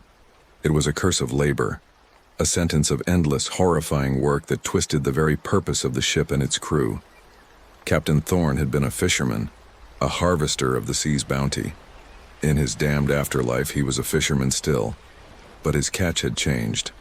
Maritime folklore is filled with ghost ships, but the lament holds a unique and terrifying place. It isn't just a ghostly echo or a passive omen. It's an active participant in the ocean's ledger of death. Legends from around the world began to center on this horrifying idea. The lament doesn't cause shipwrecks, but it's drawn to them. It senses the imminent loss of life, the moment when souls are torn from their bodies and cast into the water, and it comes to collect. A story from the late 19th century, told by a survivor of the wreck of the freighter Empress of Sky, perfectly illustrates this. The Empress had struck an iceberg off Newfoundland. The sinking was swift and violent. The survivor, a young stoker named Liam, was clinging to a piece of wreckage, the screams of his shipmates fading into the icy blackness. The cold was a vice gripping his heart. He was starting to slip away when he saw it. Through the freezing fog, a green glow appeared. It was the siren's lament. Liam watched, paralyzed by terror as the spectral vessel glided silently through the debris field. Its crew, those silent frozen figures, moved with a jerky, unnatural purpose. They lowered their massive net into the water. Liam could see them clearly now. Old Finn, his face a mask of eternal regret, guided the ship. Young Thomas, his eyes still wide with the shock of a stolen future, helped work the winch. And on the bow stood Thorn, his gaze fixed on the water, his expression one of grim, unending duty. The net wasn't scooping up bodies. It was gathering the faint, shimmering lights rising from where the sailors had gone down. Liam watched as the spirit of his captain, a man he'd respected, was drawn into the net like a moth to a flame. He saw the souls of his friends being hauled from their watery graves not to salvation, but to a new form of captivity. They were the catch. The lament's hold, once filled with the silver bounty of herring, was now being filled with the captured souls of the lost. As the last light was drawn from the water, the ship paused. Thorn's burning eyes swept over the wreckage and seemed to pass right over Liam.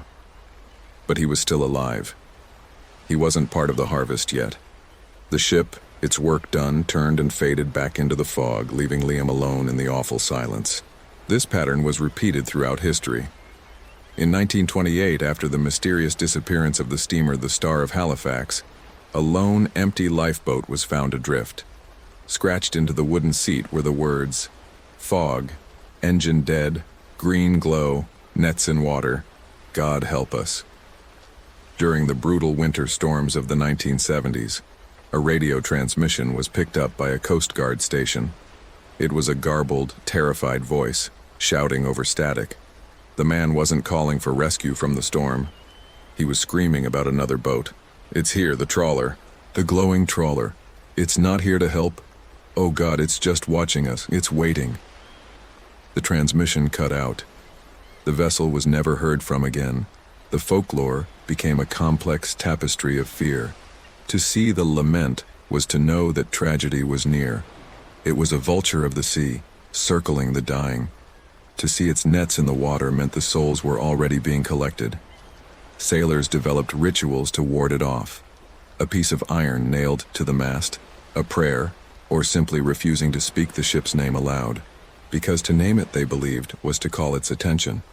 And no one wanted the siren's lament to know they were there. Its eternal trawl was a grim reminder that the sea always collected its debts, and that for some, there's a fate far worse than drowning. In our modern era of GPS, satellites, and advanced radar, you'd think a legend like the Siren's Lament would just fade away, dismissed as the superstition of a bygone age. But the ocean is vast, and its darkest corners still hold mysteries. The story of the soul trawler hasn't died. It has adapted. It has become a ghost in the machine. The sightings are different now. They're no longer just the terrified tales of sailors in smoky taverns. They're grainy cell phone photos of a strange green glow on a stormy horizon, snapped just before the phone was drenched in spray. They're inexplicable radar anomalies, ghost echoes, that show a solid vessel moving at a steady pace, only to vanish when someone tries to get a visual. They're strange, garbled transmissions on emergency frequencies, where behind the static you can almost make out the groan of rigging and a bell tolling slowly in a storm that isn't there. Of course, historians and debunkers have tried to find a rational explanation. They point to real-world tragedies and suggest the curse is just a way for our minds to process a pattern of uncanny, tragic coincidences. The sightings, they claim, are classic examples of mass hysteria, confirmation bias, or natural phenomena misinterpreted by a tired, frightened mind. That green glow, probably ball lightning, a rare weather event, or maybe the bioluminescence of agitated algae, known as a milky sea, the frozen crew, a trick of light and shadow on a derelict vessel. The radar ghosts, simple atmospheric interference.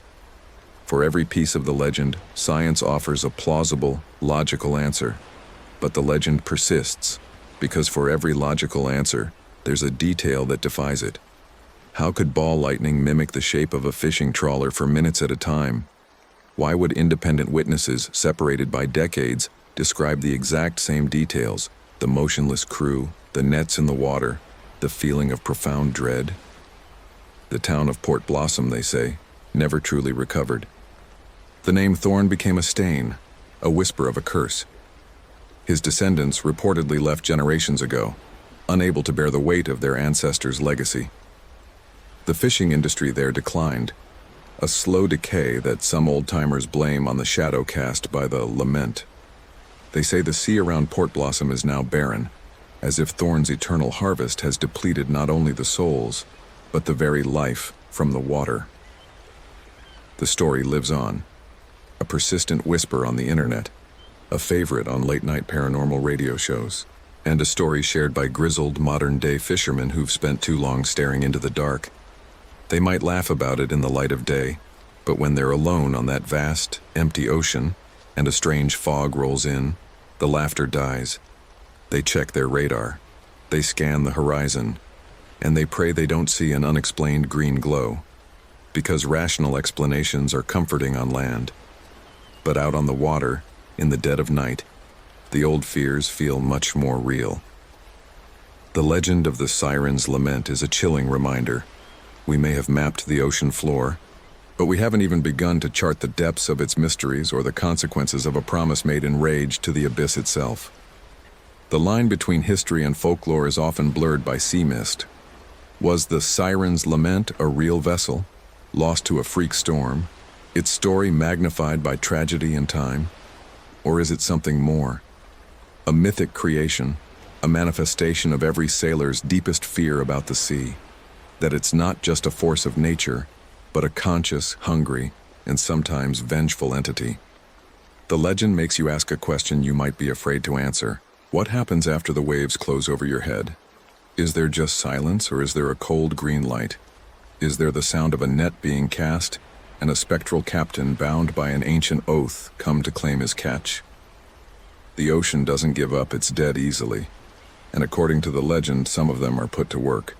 So if you ever find yourself on the open ocean, on a night when the stars are hidden and the water is unnaturally still, and you see a lone fishing vessel on the horizon, sailing against the wind with a faint green glow, you might just be in the presence of the damned. You might be witnessing the eternal cursed trawl of the Siren's Lament. If you enjoyed this exploration of maritime folklore, be sure to subscribe and ring the notification bell for more tales from the deep. Let us know in the comments below, what other legends of the sea keep you awake at night? Disappearance at Sea, the Carroll, a Deering story. The ocean doesn't keep secrets, it swallows them whole. For every ship that makes it to port, another battles the waves, and some just vanish. They become legends, whispered on the wind and tide, ghost ships. Now the most famous of these is the Mary Celeste, but there's another story just as chilling, just as complete in its mystery. It's the story of a magnificent 5-masted schooner found wrecked and deserted. Its sails were still set. A meal was on the galley stove, but its crew was gone, erased from the world. And this isn't some work of fiction. This is the true story of the Carroll A. Deering, the ghost ship of the Outer Banks. What happened to the 12 men who sailed her? For over a century, the answer has been lost to the waves, locked in a mystery that involves mutiny, pirates, and the strange, dark forces of the sea itself. January 31st, 1921. Through the mists of a stormy dawn, a surfman on watch at Cape Hatteras, North Carolina, spots an impossible sight. A colossal 5-masted schooner, driven hard onto the treacherous Diamond Shoals. Its sails are fully, eerily set, as if it's still under command. But no one is at the helm. For days, violent seas keep anyone from getting close. When rescuers finally climb aboard, they find a ghost ship. In the galley, pots of food sit on the stove, a meal prepared for a crew that is nowhere to be found. The captain's cabin is a mess, but the ship's log, its navigational tools, and every single one of its 12 crew members have vanished without a trace. Where did they go? What could make an entire crew abandon their ship in the middle of a meal? The answers lie somewhere between a violent rebellion and the depths of the ocean itself. To really get the mystery, you have to understand the ship. The Carroll A. Deering was a marvel of her time. Launched on April 4, 1919 from the G.G. Deering Company Yards in Bath, Maine, she was one of the last great wooden schooners ever built. A 255-foot, 5-masted behemoth, she was made for the rugged world of commercial cargo hauling. Outfitted with oak, mahogany, and ash, she was even considered luxurious for a cargo vessel, with some accounts claiming she had features like electricity and steam heat. The owner was so proud, he named her after his son, Carroll Atwood Deering. This wasn't just a collection of planks and sails. She was a testament to a fading era of maritime craftsmanship, a powerful vessel designed to tame the world's oceans. Her final voyage began on August 26, 1920, leaving Virginia with a cargo of coal for Rio de Janeiro, Brazil. At first, the ship was commanded by Captain William H. Merritt, a celebrated hero of the Great War. Just 2 years earlier, Merritt had saved his entire crew when a German U-boat sank his previous ship. His son, Sewall, was serving as his first mate. But shortly after leaving Virginia, Captain Merritt fell gravely ill. The Deering had to turn back, putting into port in Delaware to leave both Merritt and his son behind. The G.G. Deering Company needed replacements, and fast.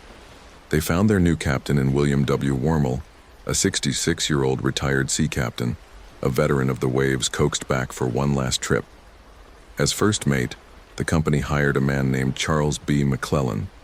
With a new command structure and a crew of 10 men, mostly from Denmark, the Carroll A. Deering set sail once more on September 8, 1920. The trip down to Rio went off without a hitch. The coal was delivered. But under the surface of this routine journey, a dark current was beginning to form. While docked in Rio, Captain Wormel gave his crew shore leave. During this time, he met up with an old friend, a Captain Goodwin. In their conversations, Wormel didn't hold back about his new crew. He complained about their unruliness and said he deeply mistrusted most of them. The one man he claimed to trust was the ship's engineer, Henry Bates, whom Goodwin also knew. But his main source of frustration? His own first mate, Charles McClellan. The Carroll A. Deering left Rio on December 2, 1920, stopping for supplies in Barbados. It was here that the tension simmering on the ship boiled over for everyone to see. First mate McClellan got drunk at the Continental Cafe and was overheard openly trashing Captain Wormel. He griped about the captain's skills, his inability to navigate without his glasses, and his constant meddling. Even more chilling, one crew member was overheard making a direct threat, saying he was going to get the captain before the voyage was over. McClellan was arrested for his drunken tirade and thrown in jail. In a move that was either merciful or just practical, Captain Wormel went ashore, bailed his first mate out, and brought him back to the ship. But the damage was done. Wormel wrote to Captain Goodwin telling him he was having trouble with his crew and just had to grin and bear it. He was worried a mutiny was brewing. This stop in Barbados was a critical turning point. It left a clear paper trail of the bad blood between the captain and his second-in-command. When the Deering weighed anchor and left Barbados on January 9, 1921, bound for Virginia, it sailed under a cloud of suspicion and barely contained hostility. The seeds of mutiny had been planted. For nearly 3 weeks, the Carroll A. Deering sailed north, fighting the Atlantic's winter storms. Then, on January 28, 1921, the ship was spotted by the Cape Lookout lightship, a floating lighthouse off the coast of North Carolina. What happened next is one of the most crucial and bizarre pieces of the whole puzzle. The Deering hailed the lightship, and its keeper, Captain Jacobson, noted the strange exchange. A man on the schooner's deck used a megaphone to shout across the waves.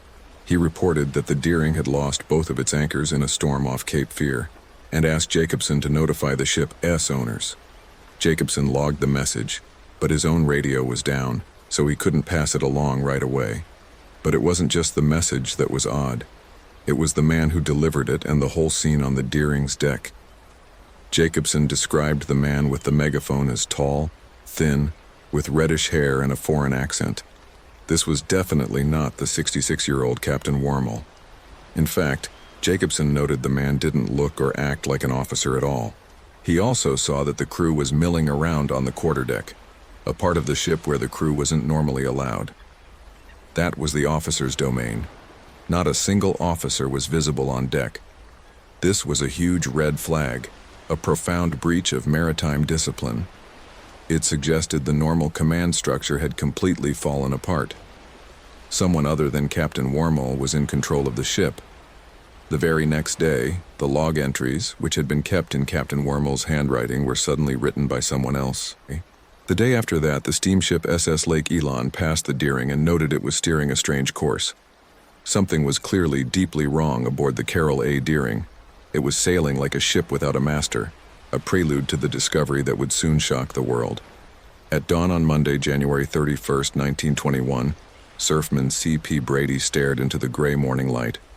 There, caught on the edge of Diamond Shoals, was the Carroll A. Deering. The shoals, a network of shifting sandbars off Cape Hatteras, have been a sailor's nightmare for centuries, earning the area the grim nickname, the Graveyard of the Atlantic. The sight was deeply unsettling. The Deering was stuck fast, getting pounded by breakers with all her sails standing. Her decks were awash with waves, and from a distance, she looked completely abandoned. But the weather was far too violent for rescue ships to even try to approach.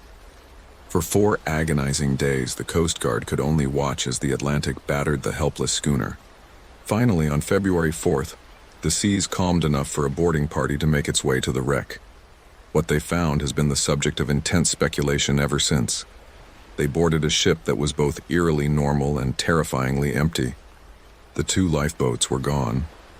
The ship's logbook, chronometer, and all other navigational gear were missing.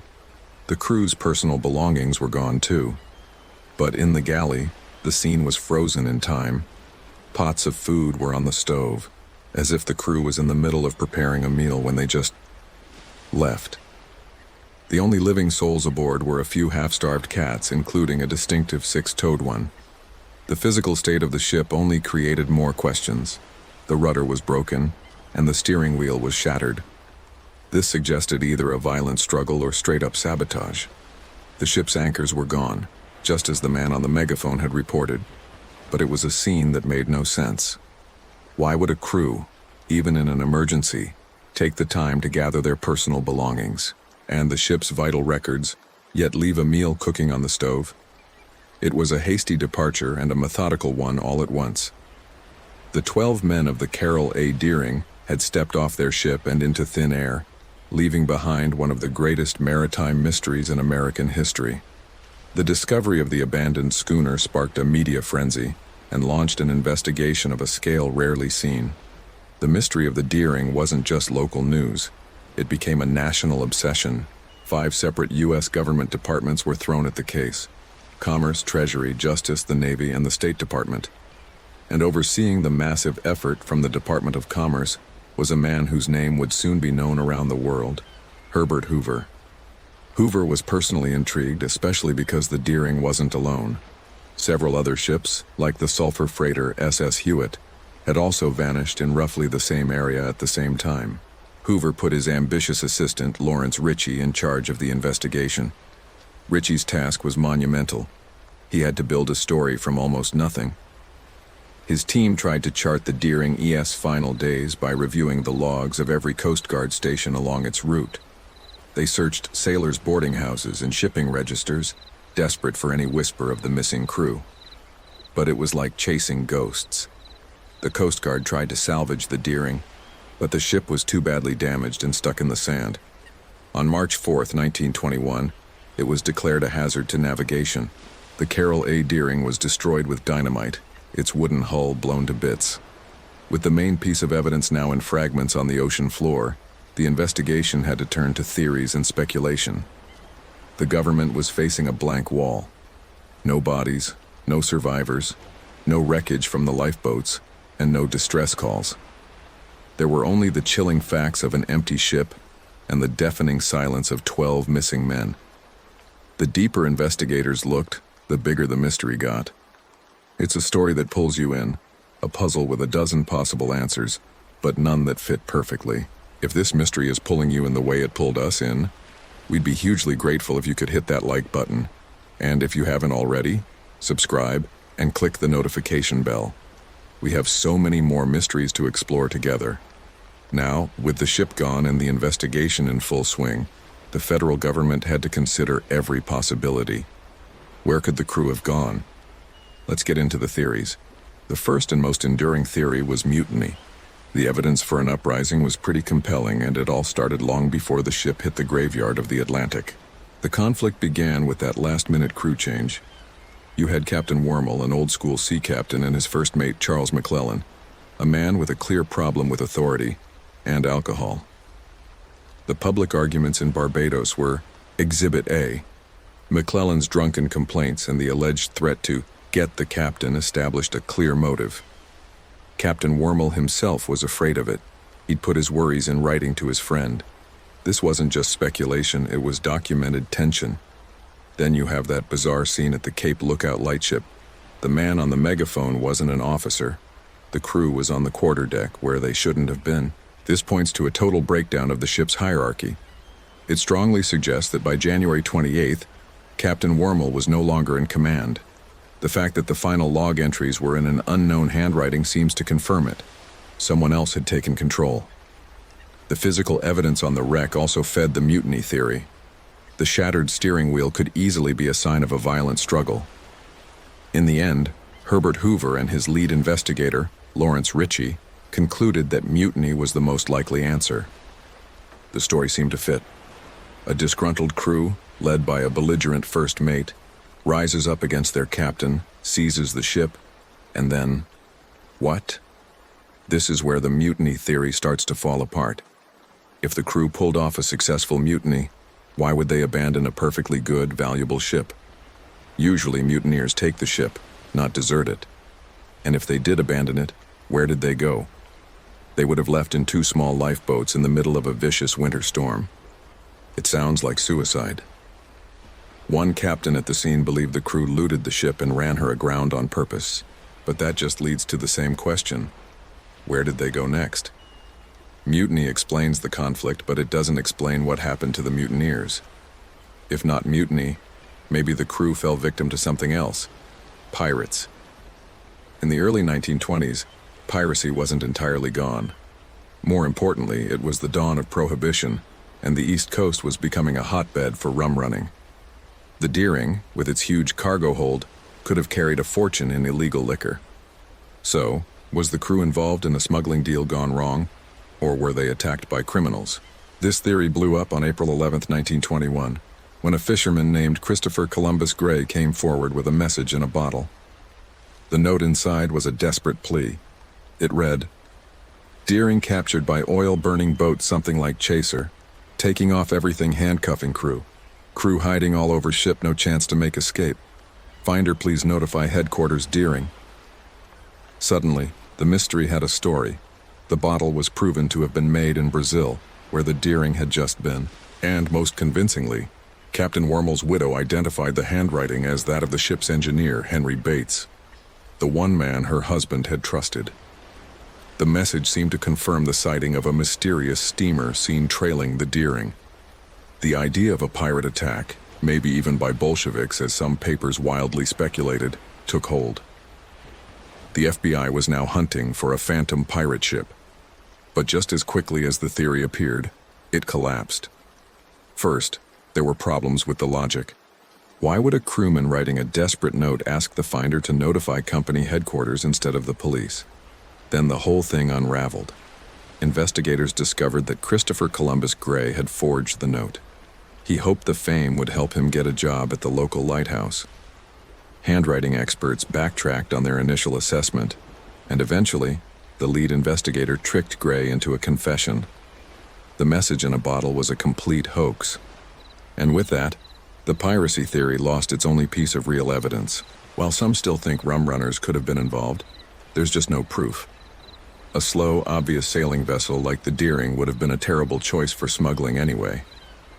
The theory was dead in the water. Maybe the explanation wasn't sinister at all. Maybe it was just tragic. The waters off Cape Hatteras are infamous for a reason. The graveyard of the Atlantic is where violent storms can appear with terrifying speed. We know for a fact that a series of powerful hurricanes had just swept through the area. This leads to the simplest theory. The crew abandoned ship in a catastrophic storm. One of the first Coast Guard captains on the scene, a veteran named R.L. Gaskell, dismissed all the talk of mutiny as so much newspaper bunk. He offered what he saw as a logical explanation. He argued that after the ship lost its anchors, it became uncontrollable in the storm and ran aground. Facing 90-mile-per-hour winds and waves like mountains, the crew had a terrible choice: stay on a wrecked ship that could break apart any second or take their chances in the lifeboats. For Captain Gaskell, the missing lifeboats were all the proof he needed.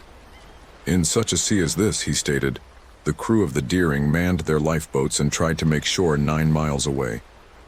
It would have been a futile effort, practically suicide. No small boat could have survived those waters. The crew would have been swamped and lost almost immediately." This theory explains the missing crew and the missing lifeboats in one simple, tragic move, but it struggles with the other strange details.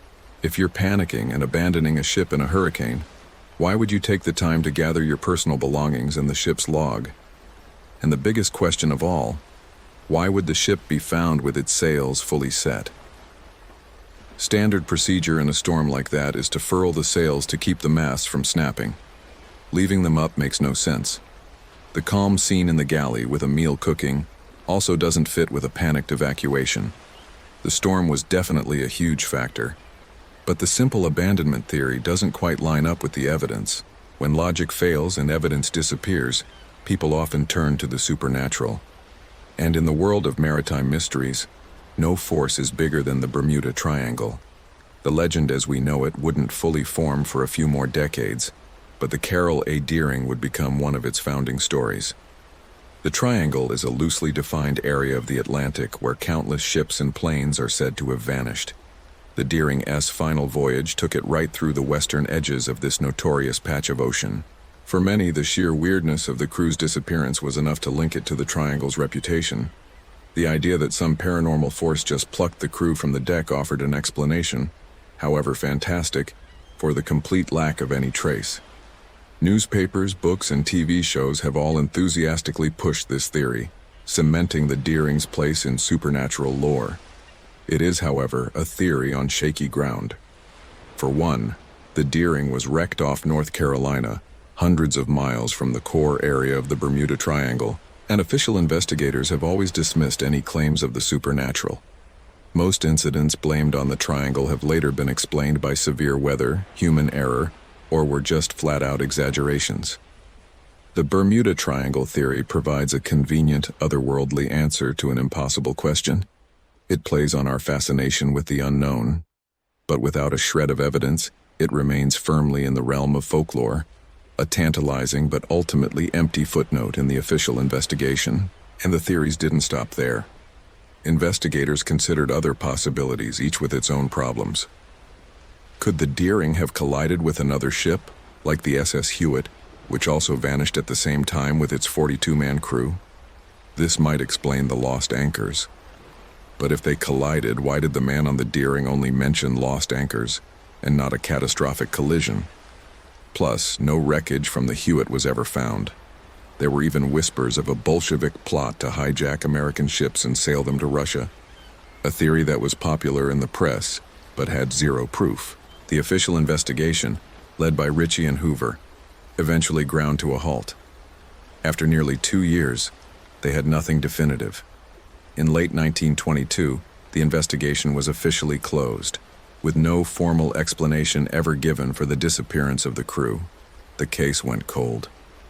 We're left with the same questions that haunted investigators a century ago. Why was the meal left on the stove? Who was the mysterious red-haired man on the deck? Why would a crew pack their bags but leave in such an apparent hurry? And the biggest question of all, where did 12 men in 2 small lifeboats go? The ocean is vast, but to disappear so completely, without a single body or piece of wreckage ever washing ashore, is almost statistically impossible. The sea, it seems, had swallowed them whole. The story of the Carroll A. Deering is a perfect mystery. It's a tapestry woven from human conflict, the terrifying power of nature, and the allure of the unknown. Each theory seems plausible, right up until it smacks into a contradictory piece of evidence. A mutiny explains the conflict, but not the abandonment. A storm explains the wreck, but not the weirdness on board. Piracy explains a violent takeover, but is based on a proven lie. The Bermuda Triangle explains everything and nothing at all. For more than 100 years, the fate of Captain William Wormel and his 11 crewmen has remained one of the sea's most profound secrets. The ship itself is long gone, dynamited into splinters with only a few relics, like its bell and possibly its capstan, surviving in a museum in Hatteras. They serve as a tangible link to a story that has otherwise passed into legend. The ocean holds the truth locked deep within the graveyard of the Atlantic. The Carroll A. Deering is more than just a ghost ship. It's a timeless reminder of how thin the line is between a routine voyage and an eternal mystery. The men are gone, the ship is gone, and all that remains is the story and the endless unanswered question. What happened to the crew? What do you think is the most likely explanation? Let us know your theory in the comments below. A deep sea diver's supernatural encounter. They tell you the pressure is the most dangerous thing down in the deep. They're wrong. They say equipment failure is the biggest threat. They're wrong about that too. The most dangerous thing is realizing you're not alone. It's finding something that shouldn't exist, something that sees you, and something that doesn't want you to leave. My name is Elias Vance. For 20 years, I was a professional deep-sea diver and submersible pilot. I've seen things on the abyssal plains that would make biologists weep. I've brushed against creatures that glow with their own galaxies and navigated canyons that have never seen the sun. I've felt that profound, crushing loneliness of the deep, and I always found a strange comfort in it. It was my cathedral, a place of silent, magnificent solitude. You have to understand, I was a rational man, a man of science, of engineering, of pressures and tolerances. I believed in what I could measure, what I could see on sonar, what my cameras recorded. Ghosts and phantoms, those were stories for sailors on foggy nights, not for a guy sealed inside a 12-ton titanium sphere.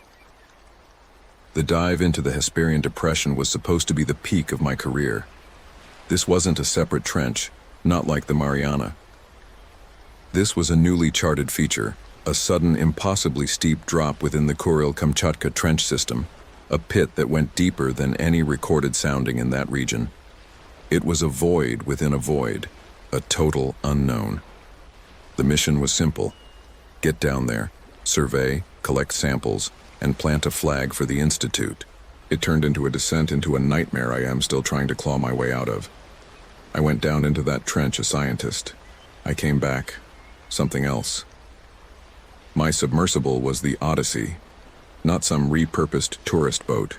She was a state-of-the-art exploration vehicle, an engineering marvel built for one thing, to go where nothing else could.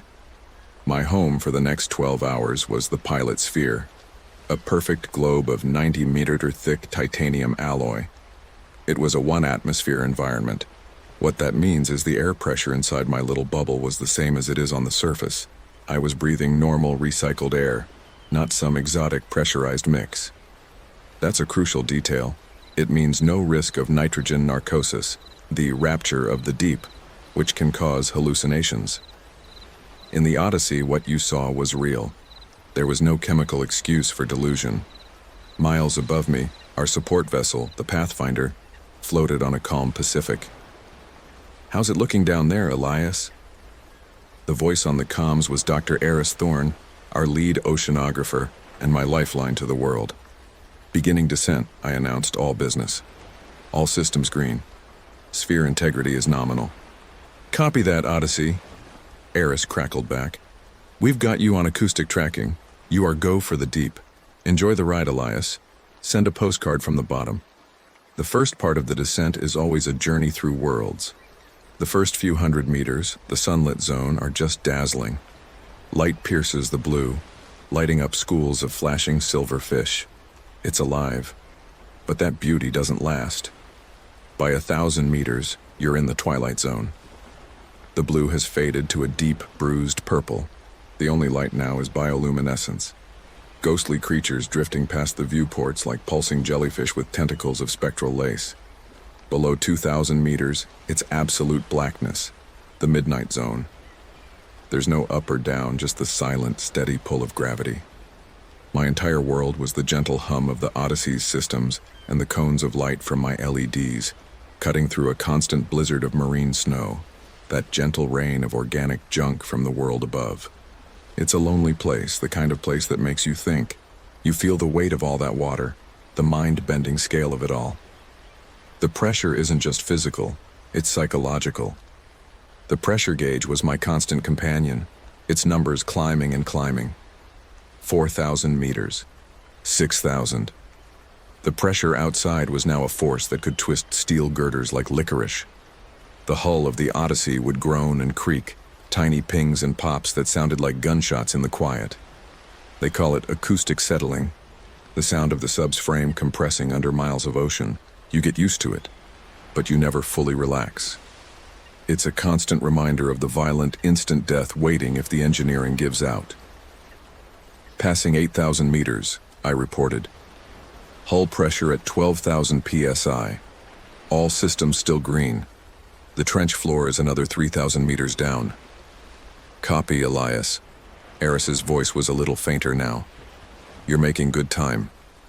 The new sonar is picking up some unusual topography. Looks like a series of spires, jagged, unnatural. Unnatural how? I asked. A pause. The formation is too regular, almost geometric. Could be a unique volcanic event. We'll need visual confirmation. I tweaked my trajectory, my hands moving over the controls with practiced ease. The Odyssey was an extension of my body, its 10 thrusters allowing for a delicate ballet in the crushing dark.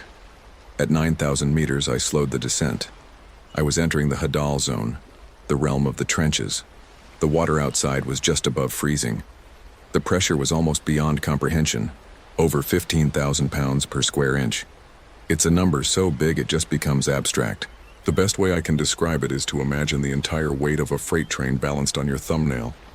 Now imagine that on every single inch of the sub. That's where I was. Reducing speed. Final approach to the depression floor, I said into the mic. Cameras are showing nothing but particulates. No sign of those spires yet. Should be coming up on your port side, Eris said. Our scans show them rising about 100 meters from the trench wall. It's odd. There's a strange sonar shadow around them. Almost a dead zone. That's when the first thing happened. A flicker. The cabin lights blinked once, twice, then held steady. The hum of the environmental controls faltered for a second, then kicked back in.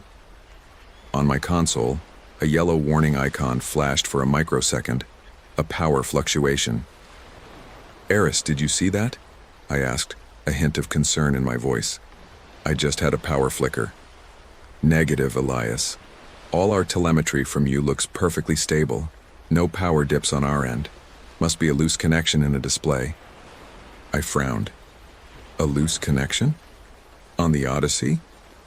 Not likely. Every wire, every single component was triple redundant and stress tested to hell and back. Redundancy is the religion of deep-sea exploration. The idea of a loose connection was more unsettling than a major failure, because it just doesn't happen. I ran a quick diagnostic. Everything green, no faults. Must have been my imagination, I lied, mostly to myself. But then I felt it. A cold spot. In the perfectly climate-controlled sphere, the air right in front of my face went frigid. It was like someone had opened a freezer door. I could see my own breath misting. It lasted maybe 5 seconds, then vanished. I checked the environmental controls. Rock solid 22 degrees Celsius, no fluctuations. A chill, totally unrelated to the temperature, went down my spine. The isolation I'd always found so comforting suddenly felt different. It wasn't solitude anymore. It felt like I was being watched. Approaching target depth, I announced, my voice a little tighter. 11,000 meters. Sonar has the floor about 300 meters below. Still no visual on those spires. They should be there, Elias. Eris insisted. Our long-range sonar is painting a clear picture of them. But there's that acoustic anomaly again. It's like a curtain. Something is scattering our signal right in front of the formation. I nudged the Odyssey forward, the powerful LEDs cutting through the ink. The marine snow was thicker here, a swirling vortex. And then, at the absolute edge of my lights, I saw it. It was one of the spires. But spire wasn't the right word. It was a pillar of black rock, basalt maybe, but it was impossibly smooth, almost polished. It didn't look like a volcanic vent, it looked carved. It shot upwards into the darkness, way beyond my lights. I panned the camera and saw another, and then another. They were arranged in a perfect circle, like monoliths from some sunken cyclopean temple. Eris, I breathed. I have visual. You're not going to believe this. They aren't spires. They're pillars, perfectly smooth and arranged in a deliberate pattern. The comms went quiet for a moment. I could just picture them in the control room. Eris and the geology team huddled around their screens, totally baffled. "Can you get us a sample?" Eris finally asked, his voice strained. "Preparing the manipulator arm," I replied, my fingers flying over the controls. The Odyssey had 2 robotic arms. I extended the port side arm, its multi-jointed limb unfolding like an insect's leg. As it reached for the nearest pillar, a high-pitched whine started coming from my console. A new warning icon flashed, this one a stark, angry red. Sonar anomaly. Catastrophic signal distortion. Eris, I'm getting a massive sonar feedback loop, I said, my heart starting to pound. The whole system is screaming. We're seeing it too, he replied, his calm finally cracking. It's a ghost signal, a wave of energy with no source. It's impossible. The arm was inches from the pillar. The whining intensified, and just as the metal claw was about to touch the rock, it happened. The figure appeared. It didn't just pop into view, it was more like the darkness coagulated. Between 2 of the pillars, the swirling marine snow and the oppressive black seemed to pull together and take a form. It was humanoid. Tall and bulky, like a statue carved from shadow. The silhouette was unmistakable, though. It had the shape of a man in an old, antiquated diving suit. Not a modern atmospheric suit, but something much, much older. The kind with a bulky helmet, heavy breastplate, and weighted boots. A ghost of diving history. I froze. My breath caught in my throat. My rational brain was screaming. Hallucination, stress, anoxia. But I knew, with a chilling certainty, I was breathing perfectly good air in a 1-atmosphere sphere. This wasn't narcosis. This was real. The figure was just floating, not swimming. It just drifted in the impossible pressure, a silent sentinel. It seemed to absorb the light from my LEDs, making it look blacker than the water around it. A dim, sick green-white glow pulsed faintly from where its helmet's viewport would be. My hand hovered over the comms button. What was I supposed to say? Eris, there's a ghost down here. They'd pull me up so fast my career would be over before I hit the surface. I'd be a cautionary tale. So I just stared, my mind a storm of terror and disbelief. All the legends you hear, the phantom divers, the deep-sea hauntings, they all came rushing back. Just stories, weren't they? Then it moved. It didn't swim. It glided, effortlessly. It drifted forward, out from between the pillars, right into my lights. As it got closer, I felt that unnatural cold again, but this time it was a wave of icy dread that washed over the whole sub. The internal temperature gauge on my console visibly dropped. 22 degrees, 20, 18. A delicate frost pattern bloomed across the inner surface of the viewport in front of me. This was not in my head. The figure slowly raised an arm. It wasn't a threat. It was a gesture, a clear, unmistakable warning. It was telling me to go back. My blood ran cold. This wasn't some passive apparition. This was an intelligence, and it knew I was here. For a long moment, I was paralyzed. My mind, used to quantifiable threats, just couldn't process a phantom at the bottom of the sea. My training finally kicked in. The prime directive for any pilot is to survive, and every instinct I had screamed that this thing was a threat far greater than pressure or mechanical failure. I had trespassed. "Eris," I whispered, "aborting the mission. I repeat, aborting, preparing for immediate ascent." "Elias? What's wrong? What did you see?" Eris's voice was sharp with alarm. "No time. Just get ready for a fast ascent, dropping ballast." The ascent procedure on the Odyssey is foolproof. The sub descends using massive steel blocks held by electromagnets. To go up, you just cut the power. The weights drop, and the sub's buoyant foam core rockets it to the surface. It's a dead man's switch. It has multiple redundant releases. It cannot fail. I reached for the primary release switch. As my fingers closed around it, the figure drifted closer. The green-white light from its helmet flared, flooding my cabin with a nauseating glow. I flicked the switch. A click. Then, nothing. The ballast released indicator stayed dark. A red error light flashed next to it. Magnetic coupler fault. "No," I whispered. "No, no, no." "Elias, what's happening?" Eris yelled over the comms. "We've lost your primary telemetry. What's your status?" "Primary ballast release is non-responsive," I shouted, my voice cracking with panic.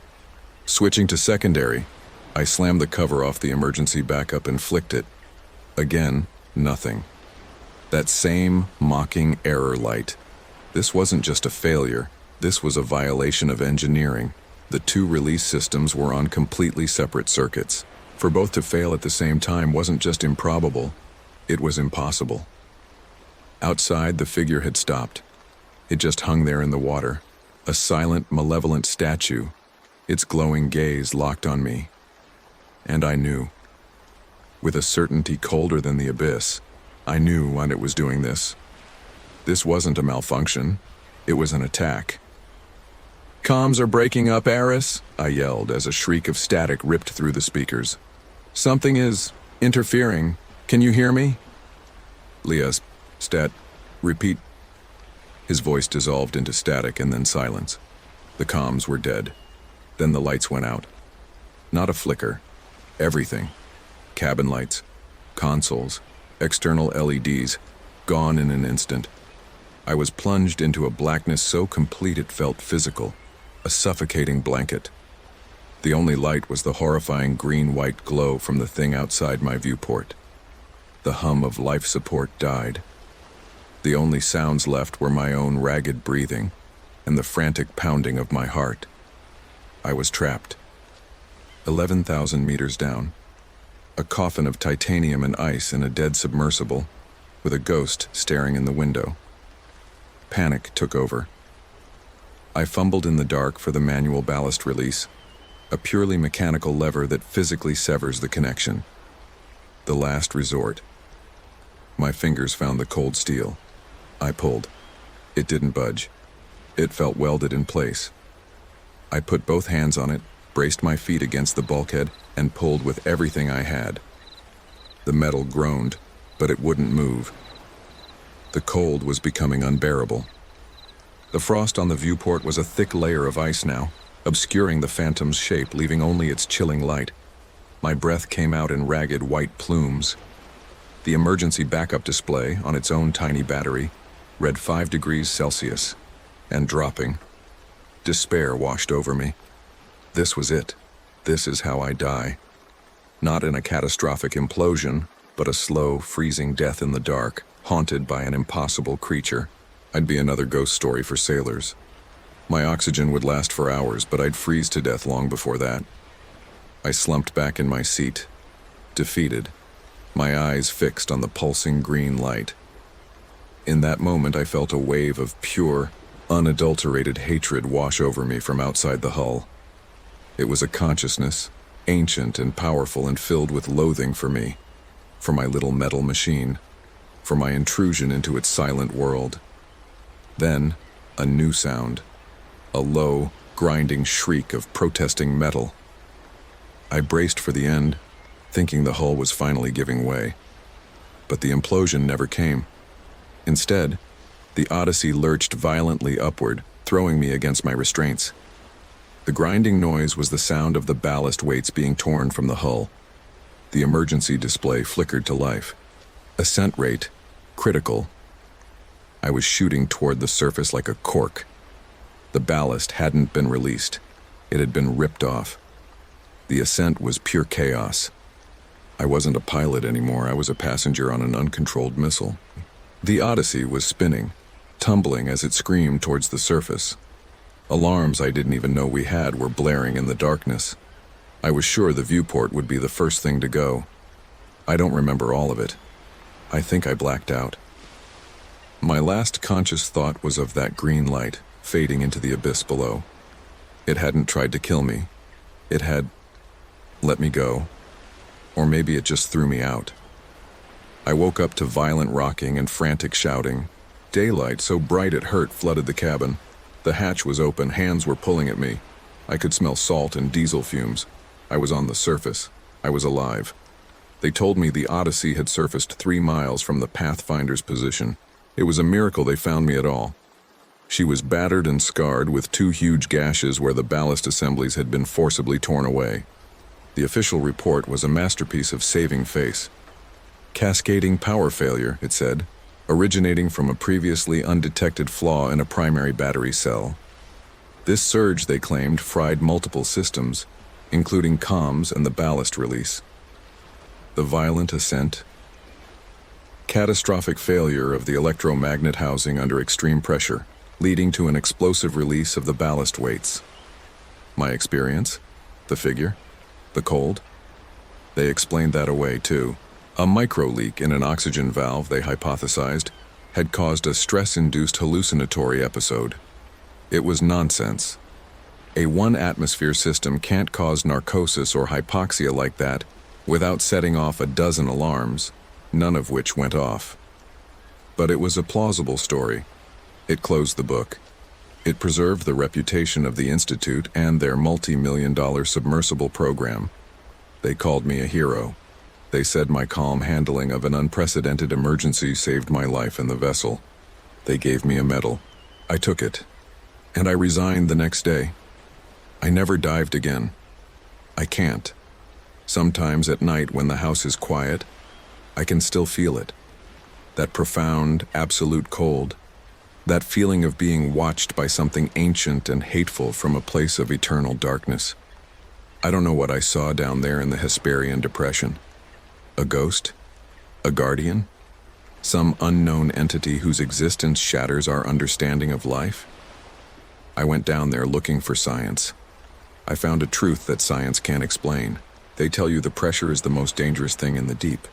They're wrong. The most dangerous thing is the knowledge that some places are meant to stay undiscovered, and that something is down there, waiting, to make sure they stay that way.